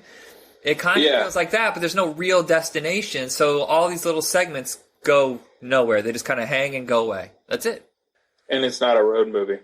No, the funny thing is, it's not Motorama. There is a podcast called "How Did This Get Made?" where they talk about this movie. Yeah. It's probably the funniest episode they've done. It's truly bizarre when they really break this movie down and analyze it. So seek that out, kids. Yeah. Number 10, Stealth. It's all right. It's Macross Plus, basically. Yeah, it's from W.D. Richter, who did Buckaroo Banzai and Big Trouble in Little China. And he should have done Buckaroo Banzai too. Yeah, but no one wants to let him do it. Nobody wants to let him do it, and all the people are older, but you can recast and still do a straight sequel. Well, it almost became a TV show. He wrote a pilot for Fox, and it went nowhere. Well, I'm glad, because Fox would have made it really dumb and bad. But Stealth, Jamie Foxx is trying to come up as a dude doing these, a name in a movie. It's right after Ray. Jessica Biel and Josh Lucas. We talked about Josh Lucas last time. Yeah, so he's in two movies Josh Lucas on being list. Leading guy in this. It's all right. It's Rob Cohen, right? Yeah. Fast and Furious Rob Cohen. It's all right. I don't have too much problem with it, except I don't really care. Yeah, I didn't care. I thought Jamie Foxx was annoying, so when he died, I was kind of like, I hated this sound. I don't want it to sound like wrong, but whenever they take a character and they purposely make him black, like hip, it's like, okay, could you just let Jamie Foxx be Jamie Foxx? Why do you have to urban it up? And I hate it when they do that. I don't know if it's his choice or the writer's choice. I was just... Hey, let me tell you, Will Smith has his own writer. Really? Yeah, so what happens is Will Smith has a writer for his dialogue. He reads a script and he says, yes, this is a great script. But if I'm playing it, I wouldn't say it like that. So he has his writer write his dialogue. But isn't he an actor who's supposed to be a character and not himself? That's bugs me. You see, that's right. So he's not. He's just a star. Right. That's annoying. So I mean, I don't think he's going to do that in Ali, but he does that with various other movies. Like, no, he'll say that instead of "no way, man." So rewrite it. No. Okay. Take 15 of him saying, "Oh, no," whatever. So that might be the case with Jamie Foxx. I don't know back then if he even had that kind of pull to have his own writer for his own character type thing. It might just be the studio typecasting, saying, "You're a black guy, be black guy." That's how black guys are black, right?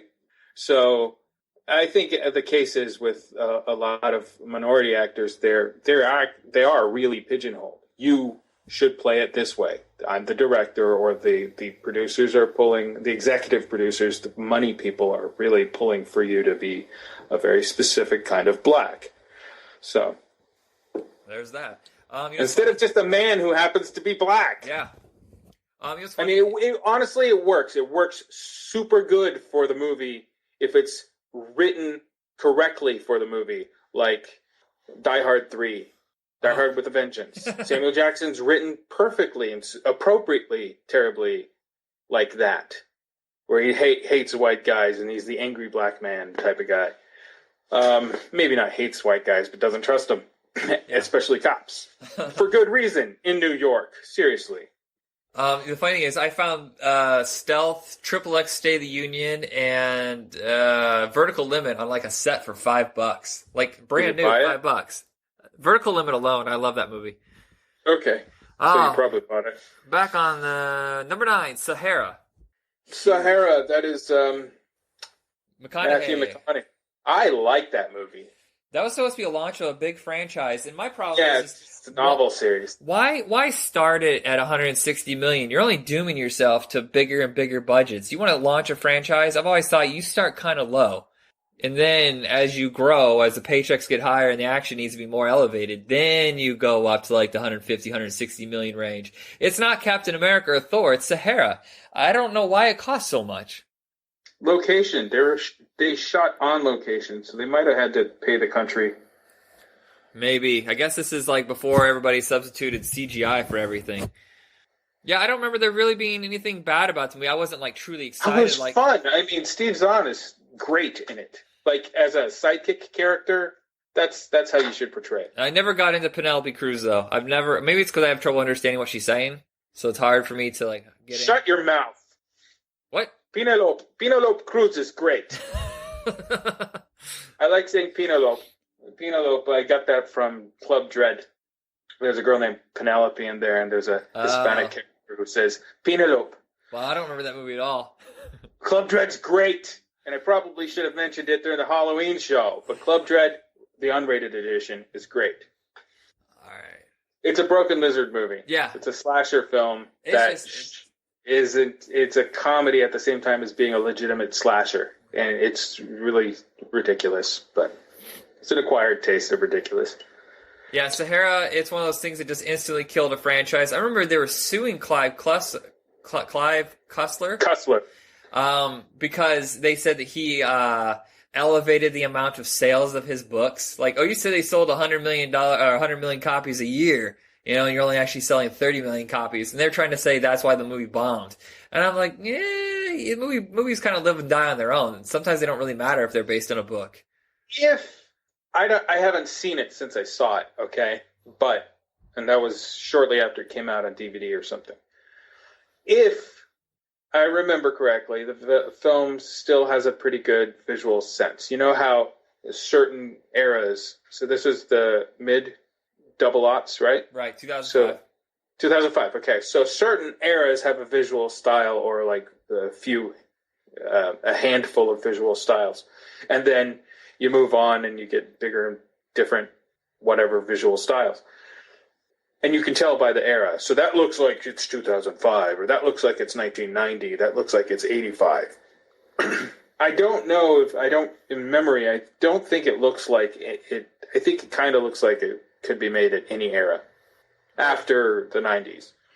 Well, that's good. When a movie's timeless, it helps. They don't. I didn't want to say timeless because timeless is maybe a little bit different. Maybe people might misunderstand. I'm just talking visually. I don't remember it not being. It had enough style, but I don't remember it being super particular. But it still had big sweeping styles, camera work and stuff. My point that I'm trying to make is, if that was made now with Matthew McConaughey, it would probably win because of his pedigree now. Yeah. He somehow got it, not necessarily back, because maybe he didn't have it exactly to the degree that he does now, but somehow got it to this point where I think he could make a bunch of silly stuff now and get away with it. Not to say that movie's silly, it's just an action-adventure film. Akin to an Indiana Jones sort of thing. Right. It's almost like our generation's version of that style. Yeah. High adventure. Cliffhanger. That's it. Cliffhanger. That's the style. phrase. High adventure is the phrase. All right. That's it. Number 8, Jack the Giant Slayer. I just actually watched this a couple months ago. It's not that bad, but man, when movies sit around too long, I think people get a sense that it stinks. Like, I saw a trailer a year and a half before it was actually released. That's a long, long time to whatever happened to that movie kind of thing. My problem with the film, why don't they just cast big people? Why don't they just cast big people and do foreshortening and do forced perspective, Foreshortening is an illustration thing. Why don't they just do forced perspective stuff? Use CG, integrate a real dude as the giant. You really do the physical stuff, and not just mocap a guy in a ping pong suit and then put this ugly, terrible. I'm sorry, the people who make this stuff and design this stuff, they're hired to do it in a certain way. And they narrow it down to what the director wants. Their craft, their work is not terrible, but what the director wants might be. And in this case, I think what the director wanted in the giants' faces and the physiques was pretty terrible and ugly. And I think that's one of the reasons why not a lot of people went and saw it, because they showcased that a lot in the trailers. And I'll just tell you this, it's a boy adventure. It's not a girl adventure. So boys doing adventures in which if you replace the boy character with a girl character, ladies are going to want to come out in droves. That is not sexism. That is demographics. Yeah. Ladies love the strong little ladies kicking butt against giants or adversity and stuff. So that's why Disney does all their princess stuff that way. But this is with a boy, and it's a fairy tale. Fairy tales don't resonate too well with boys anyway. You remember how we talked about that curse? Like where if a certain an actor will show up, it almost feels like the movie's going to tank, like the way it was with Hugo. I have this thing with Ewan McGregor lately. Like ever since he left the Star Wars franchise, it seems like everything he's connected to tanks. It's like this weird. It's not so much him, but it just seems like almost everything he's connected to. Somehow people are like, "Nah, that's okay. I'm not gonna go see Ewan McGregor." And internationally they always do well. He's a huge star overseas, but here not so much. What was that movie, The Impossible? That made like $2 million here, but it made like $180 million overseas. Same thing with Jack the Giant Slayer. I think it only made like $60 million here, but it made like another 150 overseas. He's one of those guys that resonates overseas, just not in America, and I have no idea why, because we all loved him as Obi-Wan Kenobi. Did we? Did we really? I did. Because I loved him. I loved him as Renton, and that's about it. Honestly, Trainspotting's one of my favorite movies, and from there he was going to be a huge star in America with The Beach, and then the studio didn't want him to be in The Beach because who's that guy? We want Leonardo DiCaprio because he's an up-and-comer, just straight off of Basketball Diaries, which was a modest but a hit for them. Wait, so, no. The Beach came out 3 years after Titanic. Okay, well, that's why. Yeah. Sorry, Titanic. I keep forgetting Titanic because I've never seen Titanic. What? You're right. I've never seen Titanic, and I don't want to. It's one of those things. One of my, like Top Gun, if I say I have never seen Top Gun, most of the time people get offended or sound like they're offended. Oh, you're not American if you haven't seen Top Gun. People think it's weird that I've seen Iron Eagle probably 50 times more than I've ever seen Top Gun. I've seen Iron Eagle plenty as well. Back in the day, it was on cable a lot. Watched that during the summer. It was on. But Top Gun, no, when it came out, I was a little boy. I was 13 or so, and my peers, the girls, were all getting their budding sexuality happening, and they were all talking a Twitter, if you will, before Twitter, about how dreamy Tom Cruise was. And I was like, what? Because I wasn't even interested in like sex or sexuality at all at that point. I was just a kid. Let me play with my G.I. Joes. So you'd think a fighter plane movie, yay, because Iron Eagle. No, I'm going to refuse to watch Top Gun. Because that girl is kind of inappropriate right now about it. And when it's just army men. So, no. And then when I later said to somebody that I hadn't seen the movie, they so I was like, all right, that's my reason now. I changed my reason. I had a roommate in college that would literally watch this every single day. Top Gun? Yes, Top Gun. He ruined movies for me. I never really cared for Top Gun. Everybody's crazy about it. I just didn't get into it. But he would kill that. He would kill Rudy, Kingpin, the one with Woody Harrelson. He would watch those three movies like intermittently, like watch at least one of them every single day. What the heck? I know. People have that thing. I used to work with someone who literally would watch Star Wars every single day, and she had been doing it ever since it came out on video. She had watched it every single day of her life. The first Star Wars? Yeah. It's like some sort of subconscious thing they need. They need that repetition or something. I'm like, I can't watch a movie over and over like that. I can tell you this. I can watch Dune. I can watch Dune at any point in the day, except I don't have to continue watching it. You know what's weird is ever missing from this list are a lot of movies from the 80s that were notorious for being flops. I almost feel like we need a second edition where we cover stuff like Dune and Flash Gordon and Highlander and stuff that lost a lot of money. All right. But let's finish this list first. Yep. Final Fantasy, The Spirits Within. Oh, you mean Ben Affleck as a computer animated guy voiced by Alec Baldwin? Yeah, it's totally Ben Affleck. It's ridiculous how close it looks. He should have sued them. No, but you see, your face isn't as manly yet. You're still young. We just made you manlier. I actually thought this movie was beautiful to look at, and at the time it blew my mind, like how realistic it looked. Of course, obviously after 15 years it's going to date itself. Yeah. The storyline I could never really get into. It seems like it's pretentious. And I know some people... Yeah, it also drops you in on the story without explaining too much. Yeah. And I don't need a movie with the text scrawl saying, "It is the year something or other, and there are ghosts of a scorched planet. And these ghosts are actually aliens, and they're not ghosts. Or are they? And then there's these Ghostbusters that aren't Ghostbusters. They're looking for ways to make the planet healthy." And I'm telling you, the movie, it's a trudgy film. You gotta trudge through it. It's got some neat looking stuff, but trudge. The thing that I've never understood is that I play the Final Fantasy games. How is this connected? How is this connected? Why didn't they do it? Why didn't they do that? They just did it by name. That's it. Because eventually they did like Advent Heroes or whatever it was. Advent Children. Yeah. Advent Children. And that's the stuff. But that's silly too. I mean, everybody's haircut is weird. Yeah. But I was talking when I first started playing it was like a sword and sorcery kind of thing, and then they started slowly moving into like almost sword and sci-fi. Yeah, but still, I watched this one going, how is this connected? Because I've seen the games. I never played the newer versions, like once it turned to the sci-fi. I never got into that. In fact, I don't like games with like, oh wow, here's another 10 minutes of cutscenes. Why can't I just watch a movie then? Yeah. I don't like. I want to play. I want to play. I want to shoot things. I want to destroy. Everybody, let him play. Yeah, and I don't want to sit through tons of story. Like, give me a minute or two at most. But man, those Final Fantasy movies just killed me. Or games. But that's almost like blasphemy to some people who like worship the ground.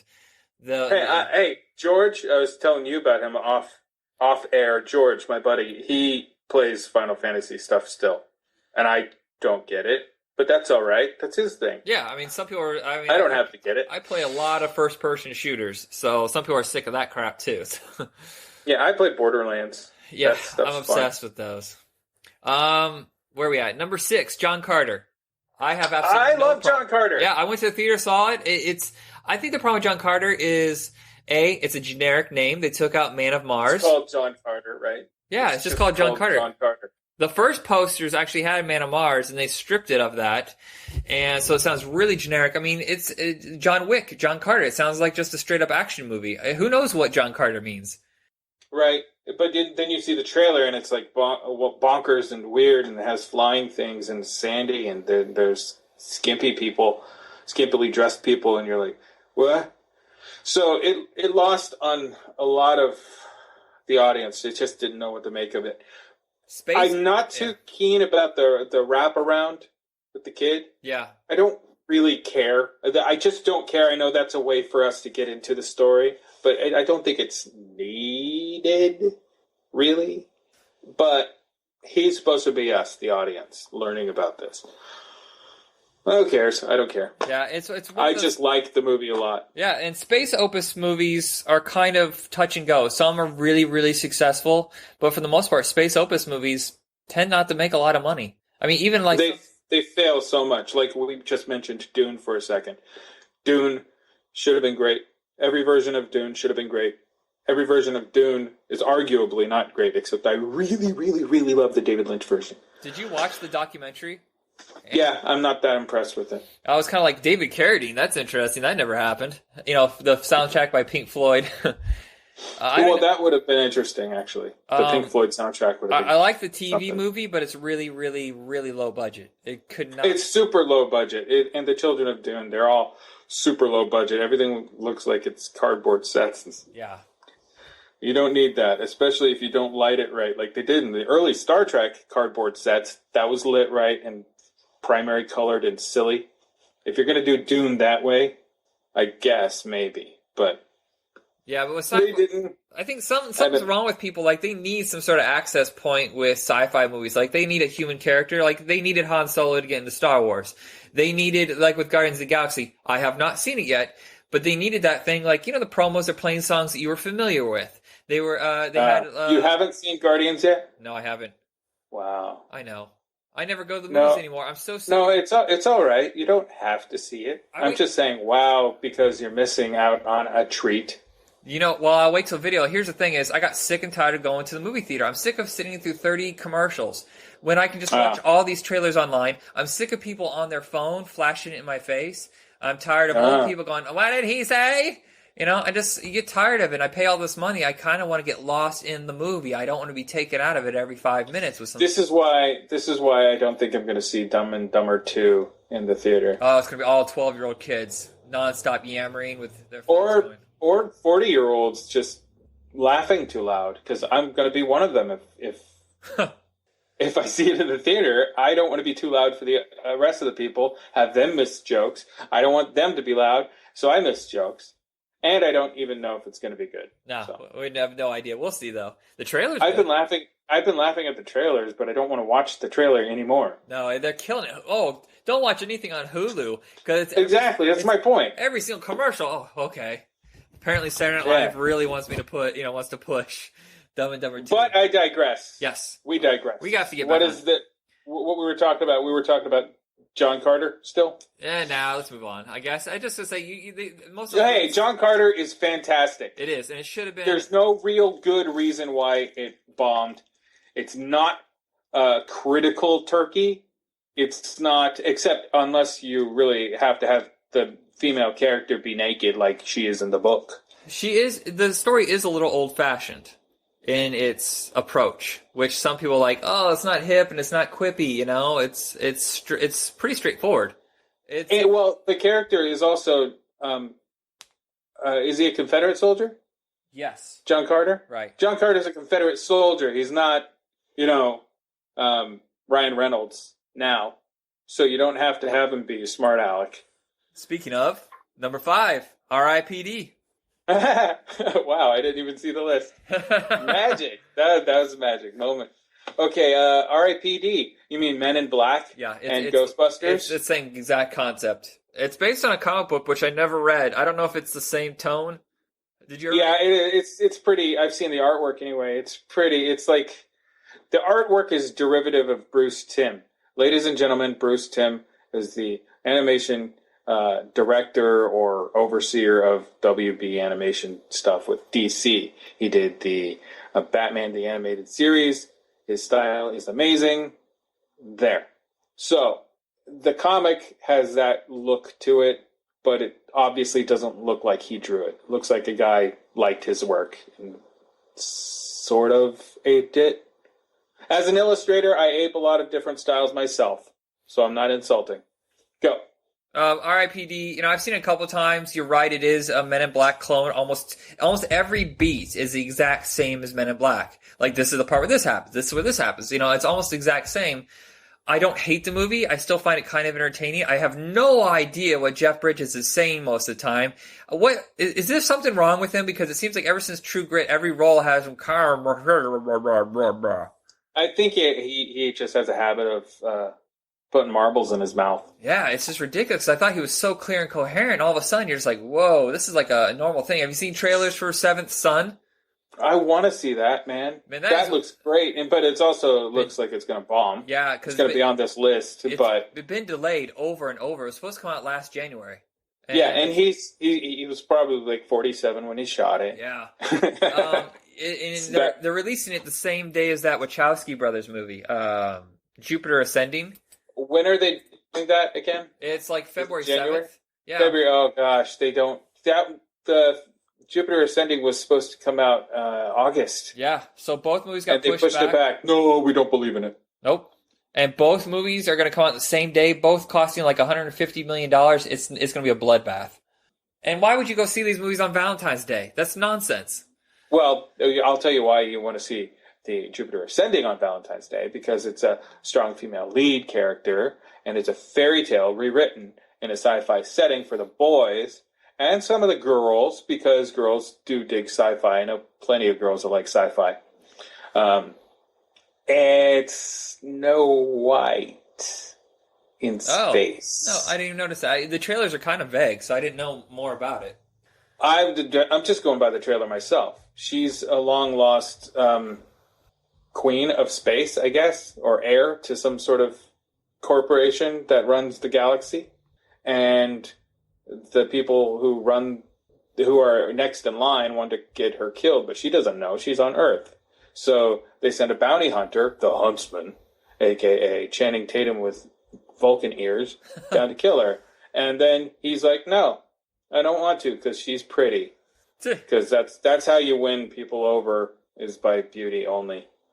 I don't know if she's a good character or not, but she's supposed to be set up as a strong character. And what? I'm a queen? I wish Queen of the she says it Galaxy? like that. Yeah. Do the whole movie in that was, say what? Well, gosh, I didn't know that. Yeah. R.I.P.D. It's one of those almost like another candy coated nightmare. The special effects look so. I don't know if it was deliberately chosen to be like almost a cartoon. Yeah, there's absolutely no point does it look realistic whatsoever. It's hard for people to get. Right. I think it's hard for people to get a handle on it because A, yes, it is a ripoff of Men in Black. B, the special effects are very unusual in a day and age where we expect everything to be completely realistic.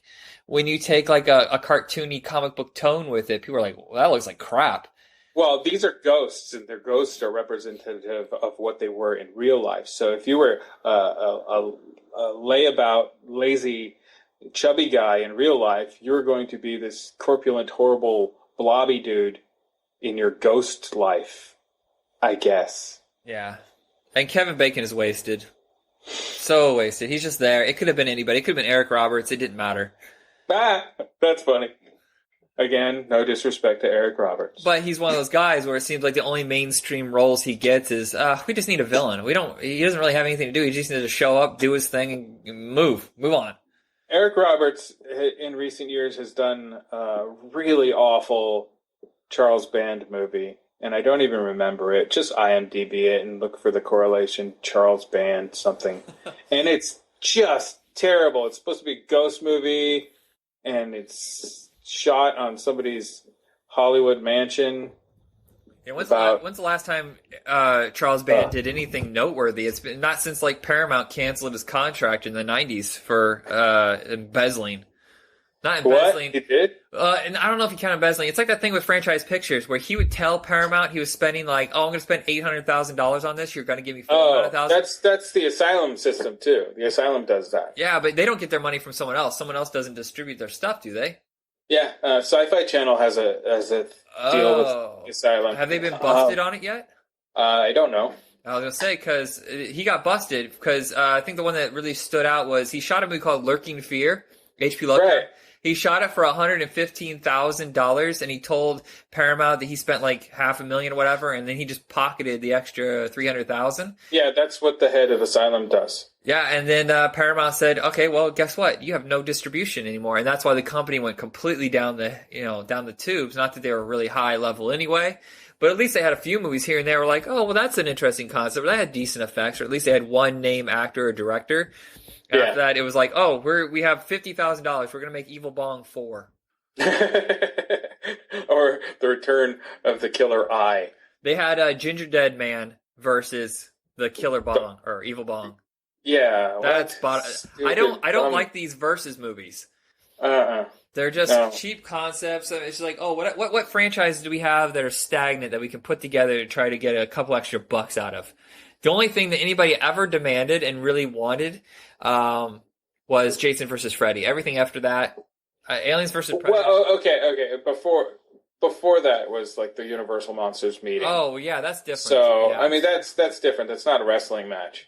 No. That the wrestling match was Freddy versus Jason, and the Predator alien thing. Well, I think it's weird that they create these movies that you didn't even know like existed, and they're already versed in each other. You're like Killer Croc versus Cyber Croc. You're like, I never even heard of either one of them. Why are they against each other? Are they looking for rent space? I don't understand what's wrong. Sharktopus versus Sharknado. Someday I'm going to get tryptophans made. I want to see a giant would be funny. Giant turkey shark, and after like I don't know. I actually was going to be called gobble fins, but I wanted to be more sophisticated, so I went with the tryptophan. Yeah, so tryptophans, because tryptophan, everybody, makes you sleepy. Turkeys. That brings us back to turkeys. All right, so number 4, The Lone Ranger, another very, very expensive Western that did not make its money back. You know what's funny is Wild Wild West is not on this list, is it? I guess not. I don't think we discussed it. But that's another one with a useless wraparound story. But the movie is great. I would say Johnny Depp's a little phony in a little bit. He feels like he's still kind of playing Jack Sparrow. Okay, fine. But that's not why I like it. No, but that might not be his fault. I mean, he's hired to do a job. They want you to be, hey, you're just going to be this type, but still Jack Sparrow. It's like Jonah Hex for a second. Yeah. Compare and contrast Jonah Hex versus the Lone Ranger. Jonah Hex was like blasted. Nobody liked it because it should have been harder. It might have been a rated R movie. And it had a great cast, and everybody seemed squandered. It wasn't supernatural or weird enough, but Lone Ranger is. It's weird. Yeah. It's a weird Western. Well, the simple fact that Tonto looks that way, it automatically throws you into what's going on here kind of vibe. I love how weird it is. I love how crazy and bizarre and weird it is. The action maybe it's long in the tooth, but I think the wraparound helps that be too long. Yeah. So, yeah, but I have no problem with the Lone Ranger whatsoever. I actually like every iteration of the Lone Ranger. There was a TV movie that was really good. It's very hard to find. There was Legend of the Lone Ranger with Christopher Lloyd as a villain. That one's okay. Whoa. What? I didn't know that. Yeah, 1980. Christopher Lloyd is a villain in a cowboy movie. Yep. It's kind of hard to find. It is on DVD, but I think it's out of print, so you can probably just find it somewhere streaming. Maybe the guy who played Lone Ranger. Cinemageddon? The guy who played Lone Ranger, literally, it's the only movie that he ever did. Oh. And well, who says you have to do more? Nope. Yeah, I mean, it's a worthwhile movie. I think it's just maligned because it costs so insanely much, and people were like expecting huge things. Is this like the beginning of the Johnny Depp backlash? It is. It's been building for a little while. I think it's because once he did the fourth Pirates of the Caribbean, people were like, "Oh, now he's just we're a little burned out on this character." And now, why is he the Mad Hatter? Yeah, and now he's doing. Why is he Elijah Wood with red hair? No idea. He looks exactly the same, doesn't he? I thought it was Elijah Wood. Why didn't they just cast Elijah Wood? Right. Oh, because he just had a contract to fulfill with Disney. Mordecai, the trailer for Mordecai looks pretty good. That might be. Oh, yes, that looks fantastic. But I think like Transcendence did not help whatsoever. It cost like $100 million and made like 10. And it's just one of those concepts that probably people. I didn't see it, but it looks like a concept. I did. No, hey, is it good? Here, Transcendence isn't the worst. It just gets dull. It just gets dull. That's a big crime, actually, in my opinion. I don't care if you're good or bad. You gotta entertain me. For me, because I'm a very forgiving watcher. I used to not be. I used to be one of these snooty snob guys. This is one of the reasons why I can go ahead and say, no, I don't like most DC movies. Or I really like elements of this movie or that movie. I can figure it out. Before, I was just like, no, I'm a snob. Movie snob. No, don't like it. Why? Because, well, Transcendence has some really great, interesting ideas about merging human with computers. And it's not just a cyborg type of thing. But it's got some really great ideas. It's just handled in a very... I think what they're trying to do is go, deliberate equals sophistication. We're being very deliberate in our pace. We're being very slow because we want to be thoughtful. Like a Kubrick movie, then. Perhaps, yeah. But you don't really need to do that. I can see what the director was trying to do. And I don't need it to be a Fast and the Furious movie, sci-fi version or anything. It had some good ideas. But it also had Johnny Depp doing this voice throughout the whole movie. I'm Johnny Depp. That seems silly. And Johnny Depp speaking through his teeth. All right. But it's not terrible, but it's far from great, so I can understand why it bombed. All right. Gobble. We're at number 3, 13th Warrior. I actually really, really like this movie. I do too. And that was another one of those movies that you heard about. It was supposed to come out like March or whatever, and then like a year and a half, 2. I actually think it got delayed by 2.5 or 3 years. I didn't know that. John McTiernan, I know that, and then he went to prison or something. Yeah. And then his career's done.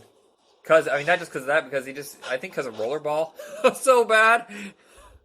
I try to like movies, man. Rollerball looked like it could have. No, wait, no, I don't like any of the actors. No charisma between any of them. No, none, absolutely none. And the movie's it's like one of those movies that just happens.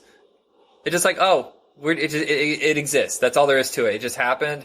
People wanted to get it greenlit, and it's over. That's all that, That's kind of sad that movies exist like that. So 13th Warrior is Beowulf retold. Yeah. And it's pretty great in its inventiveness in the story, like how you understand the poetry would be these images in the poetry are actually completely different in real life. But in the poetry of Beowulf, where it's like, der Fireworm, you would understand it differently now that you see the movie, that it's just this big snake of flame, but it's torches and stuff. Right. So it's rather interesting in that sense. And Antonio Banderas, it was like his one big shot at a huge movie. And he's chewing up the English language, but it's all right because he's playing an Arab, and the English language here is in place of Scandinavian or something. Yeah, I think so. So yeah, he hangs out with these Viking dudes, and they end up loving him like a bro. And I don't really recognize. I don't really recognize a lot of the guys that are the Vikings, but they're all really good. Yeah, and they're like, we're talking about charisma. There's charisma here. And that's what makes a lot of this matter. If you don't have, even if they're not names, having the right actors makes you care about what happens next. And this is one of those movies where they don't waste a lot of time, let's really dig into these characters. But as the action is going on, they keep adding bits and pieces of these characters. When they get back to their camp, to their city and stuff, you see little moments they have with their families. It brings the gravitas towards us. We understand that there's something at stake. And the charisma, as we said, about these characters, it's really good. It's also a Viking movie. When are those things wanted? Yeah, I don't know any that are successful. They're always like a cult following, and this is like the most expensive Viking movie I think ever made. And back in the 50s. 50s. That's 50s. The 50s was the heyday for this type of thing. Yeah, sword and sandal Technicolor. Yeah, the Technicolor sword and sandal or Viking movie things. That's when 50s, and it ended in the early 60s. Yeah. Actually, Europe kept going on with them. If Michael Crichton wasn't attached to this, it would not have, I don't think it would have been made nearly as expensive. But, he was really hot back then. And the book was called Eaters of the Dead, if I'm correct. And there's no way they're going to make a $150 million movie called Eaters of the Dead. But it gives you more of an idea, I think, of what the movie's about, because it's kind of a thriller. It's an action movie. It's a Viking movie, but it's a mystery. Yeah. It's got this cool, mysterious angle to it, like figuring out what the heck, really, it's tactical. It's a very interesting movie. So, bomb as it is, turkey as it is, doesn't matter. It should be watched. It exists to be enjoyed. And the thing has a pretty strong cult following. I still see it on the shelves in stores, on a regular basis. It's a $5. It's usually a $5 title too. So you can pick it up cheap. All right, number 2, never seen it. Mars Needs Moms. Have you seen it? No, I don't want to. I've seen Mars Needs Women, which is also terrible. Mars Needs Women. But it's a science fiction movie from the late 60s, starring Tommy whatever his head is from the Disney movies. Oh, yeah. And the Beach Blanket Bingo movies. Who was basically kicked out of Disney for coming out of the closet. Really? Yep. Because he was in that movie, and that movie's pretty all about getting ladies. Yeah, well, that was after the Disney contract ended. It was around 67 or something. He was caught in a gay bar, and I guess Disney found out about it, and he kicked him out, and then he just did 5 more movies, really low-budget garbage, and then disappeared, which is terrible. Yeah. So that was one of them. Mars Needs Women, which is great. The title of the movie is great because it's so ridiculous, and it sounds, that voice that I just did is really what the guy in the trailer sounds like. Mars Needs Women. You can sample that. Yeah, Mars Needs Moms does not sound like an appealing title whatsoever. Not at all. It's based on a book by Berkeley Breathed, and he is the guy who did Bloom County. Bloom County, yeah. but I don't care. Make a Bloom County movie. Maybe I'll care. Yeah, Maybe. I'd watch a Bill the Cat movie. Bill and Opus. Ack Oop. Ack Oop. The onomatopoeia of Bill the Cat. So that movie, didn't watch it, but I did see the character design stuff in the trailer, and it's ugly. It's one of the ugliest movies I think I've seen outside of what's that one? Monsters vs. Aliens, which is also hideous design work. Oh, gross. Wait, Monsters vs. Aliens, the one with the blob? Yeah, I hated the design. And the eyeball? Yeah. No, that movie's really toyetic. It's good. That you might just not like that kind of design, though. Yeah, but I was watching the first 15 minutes. I couldn't get into it, and the humans are so badly designed. Okay, yes, all right. The aliens and the monsters are fine. The people, yes, you're right. Yeah, the funny thing is Mars Needs Moms bombed so badly, it buried that company. I think it was Robert Zemeckis' company that was doing this. It buried that company. And also, that's the reason why John Carter is not called John Carter, Man of Mars. Because of that. Yeah, because the word Mars had become poison anyway, because every movie that had the word Mars in it tanked. Right. Mission to Mars. Mars Attacks. Well, even things just related to Mars. Red Planet, Ghost of Mars, they just all tanked. The only thing that was successful I think has ever been told. Ghost of Mars, I mean John Carpenter's Doom. Or John Carpenter's this is it for me. I'm not even going to try. No, I really like Ghost of Mars. I like it. Yeah, Except what I don't like about Ghost of Mars is the really silly looking practical effect of the hot air balloon thing. That was dumb looking. But I like the rest of the movie, and the rest of the movie is totally Doom, the video game. I couldn't get into it. I was done with that one. I think I don't think he did anything good after In the Mouth of Madness. Yeah, well, I mean, there's chewy, silly schlock like his return to Escape from LA. Which I've seen like 60 times, and every time I go, no, this is because I love the first one so much. I just keep watching the second one. I don't know why. The second one is a spoof of the first one. Yeah, it's for some reason though. Like so many of the special effects look wrong, and there's certain bits and pieces I can't stand. But there's so much like I love about it. Oh, wow, we're way off track. We do this a lot, but I don't care anymore. Yeah, I used to apologize for getting like the segues, but whatever. It's just because the shows get so long sometimes. All right. Hey, this ain't nothing compared to Dana Gould Hour, which is 3 hours long. No kidding. Sometimes. Keep going. Number 1, we're done. It's 47 Ronin, which I like it. Yep, totally like it. Totally like it. The one thing I don't like about it is the tattooed guy who barely has a line in it, and they showcase him in the trailer, and he's a skull-faced tattoo dude, and he does his real tattoos, and they're like, yeah, that's a cool moment, put it in the trailer. And then he's like, I'll just take you to the boss. And that's his scene. He doesn't do anything cool. Yeah, I really like the movie. It feels... The movie's great, isn't it? Yeah, and I mean, the ending it took a lot of guts to stay with that ending.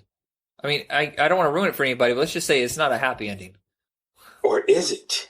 Yeah, I guess it's how you view it, but general audience be like, no, that doesn't. I want no.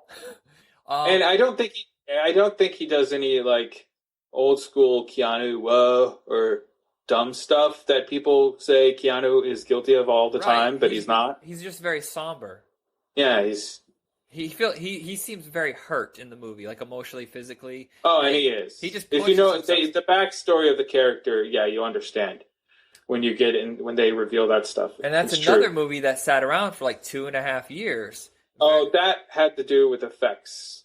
They kept on having to shove it back into the effects mill because things weren't looking right or something. Well, also the fact that the director was a complete newbie. He had never done a movie before, especially nothing this big, and I think that there was a lot of delays because he didn't know how to handle certain filming. It was just rumor. And they thought about firing him and having like someone else complete it. In fact, I'm not sure. I should look this up, but I thought Keanu Reeves came in to do some reshoots himself because he had just come off The Man of Tai Chi. Which is also great. It was, and which also barely released. Yeah, it says it's the most unsuccessful movie ever made. It lost $150 million. $150 million. That's just weird. But it's a beautiful movie. Visually, I saw that in the theater. My wife saw that with me in the theater. We went and saw it, and she enjoyed it. I think, it has a strong connection. If you watch it, they don't really sell it to women. They sell it to like 13-year-old boys in the trailers. Sure. But you watch it, and the emotional connection between everybody is something that women would get into. Actually, anybody who just likes good characters would get into instead of just fluff action.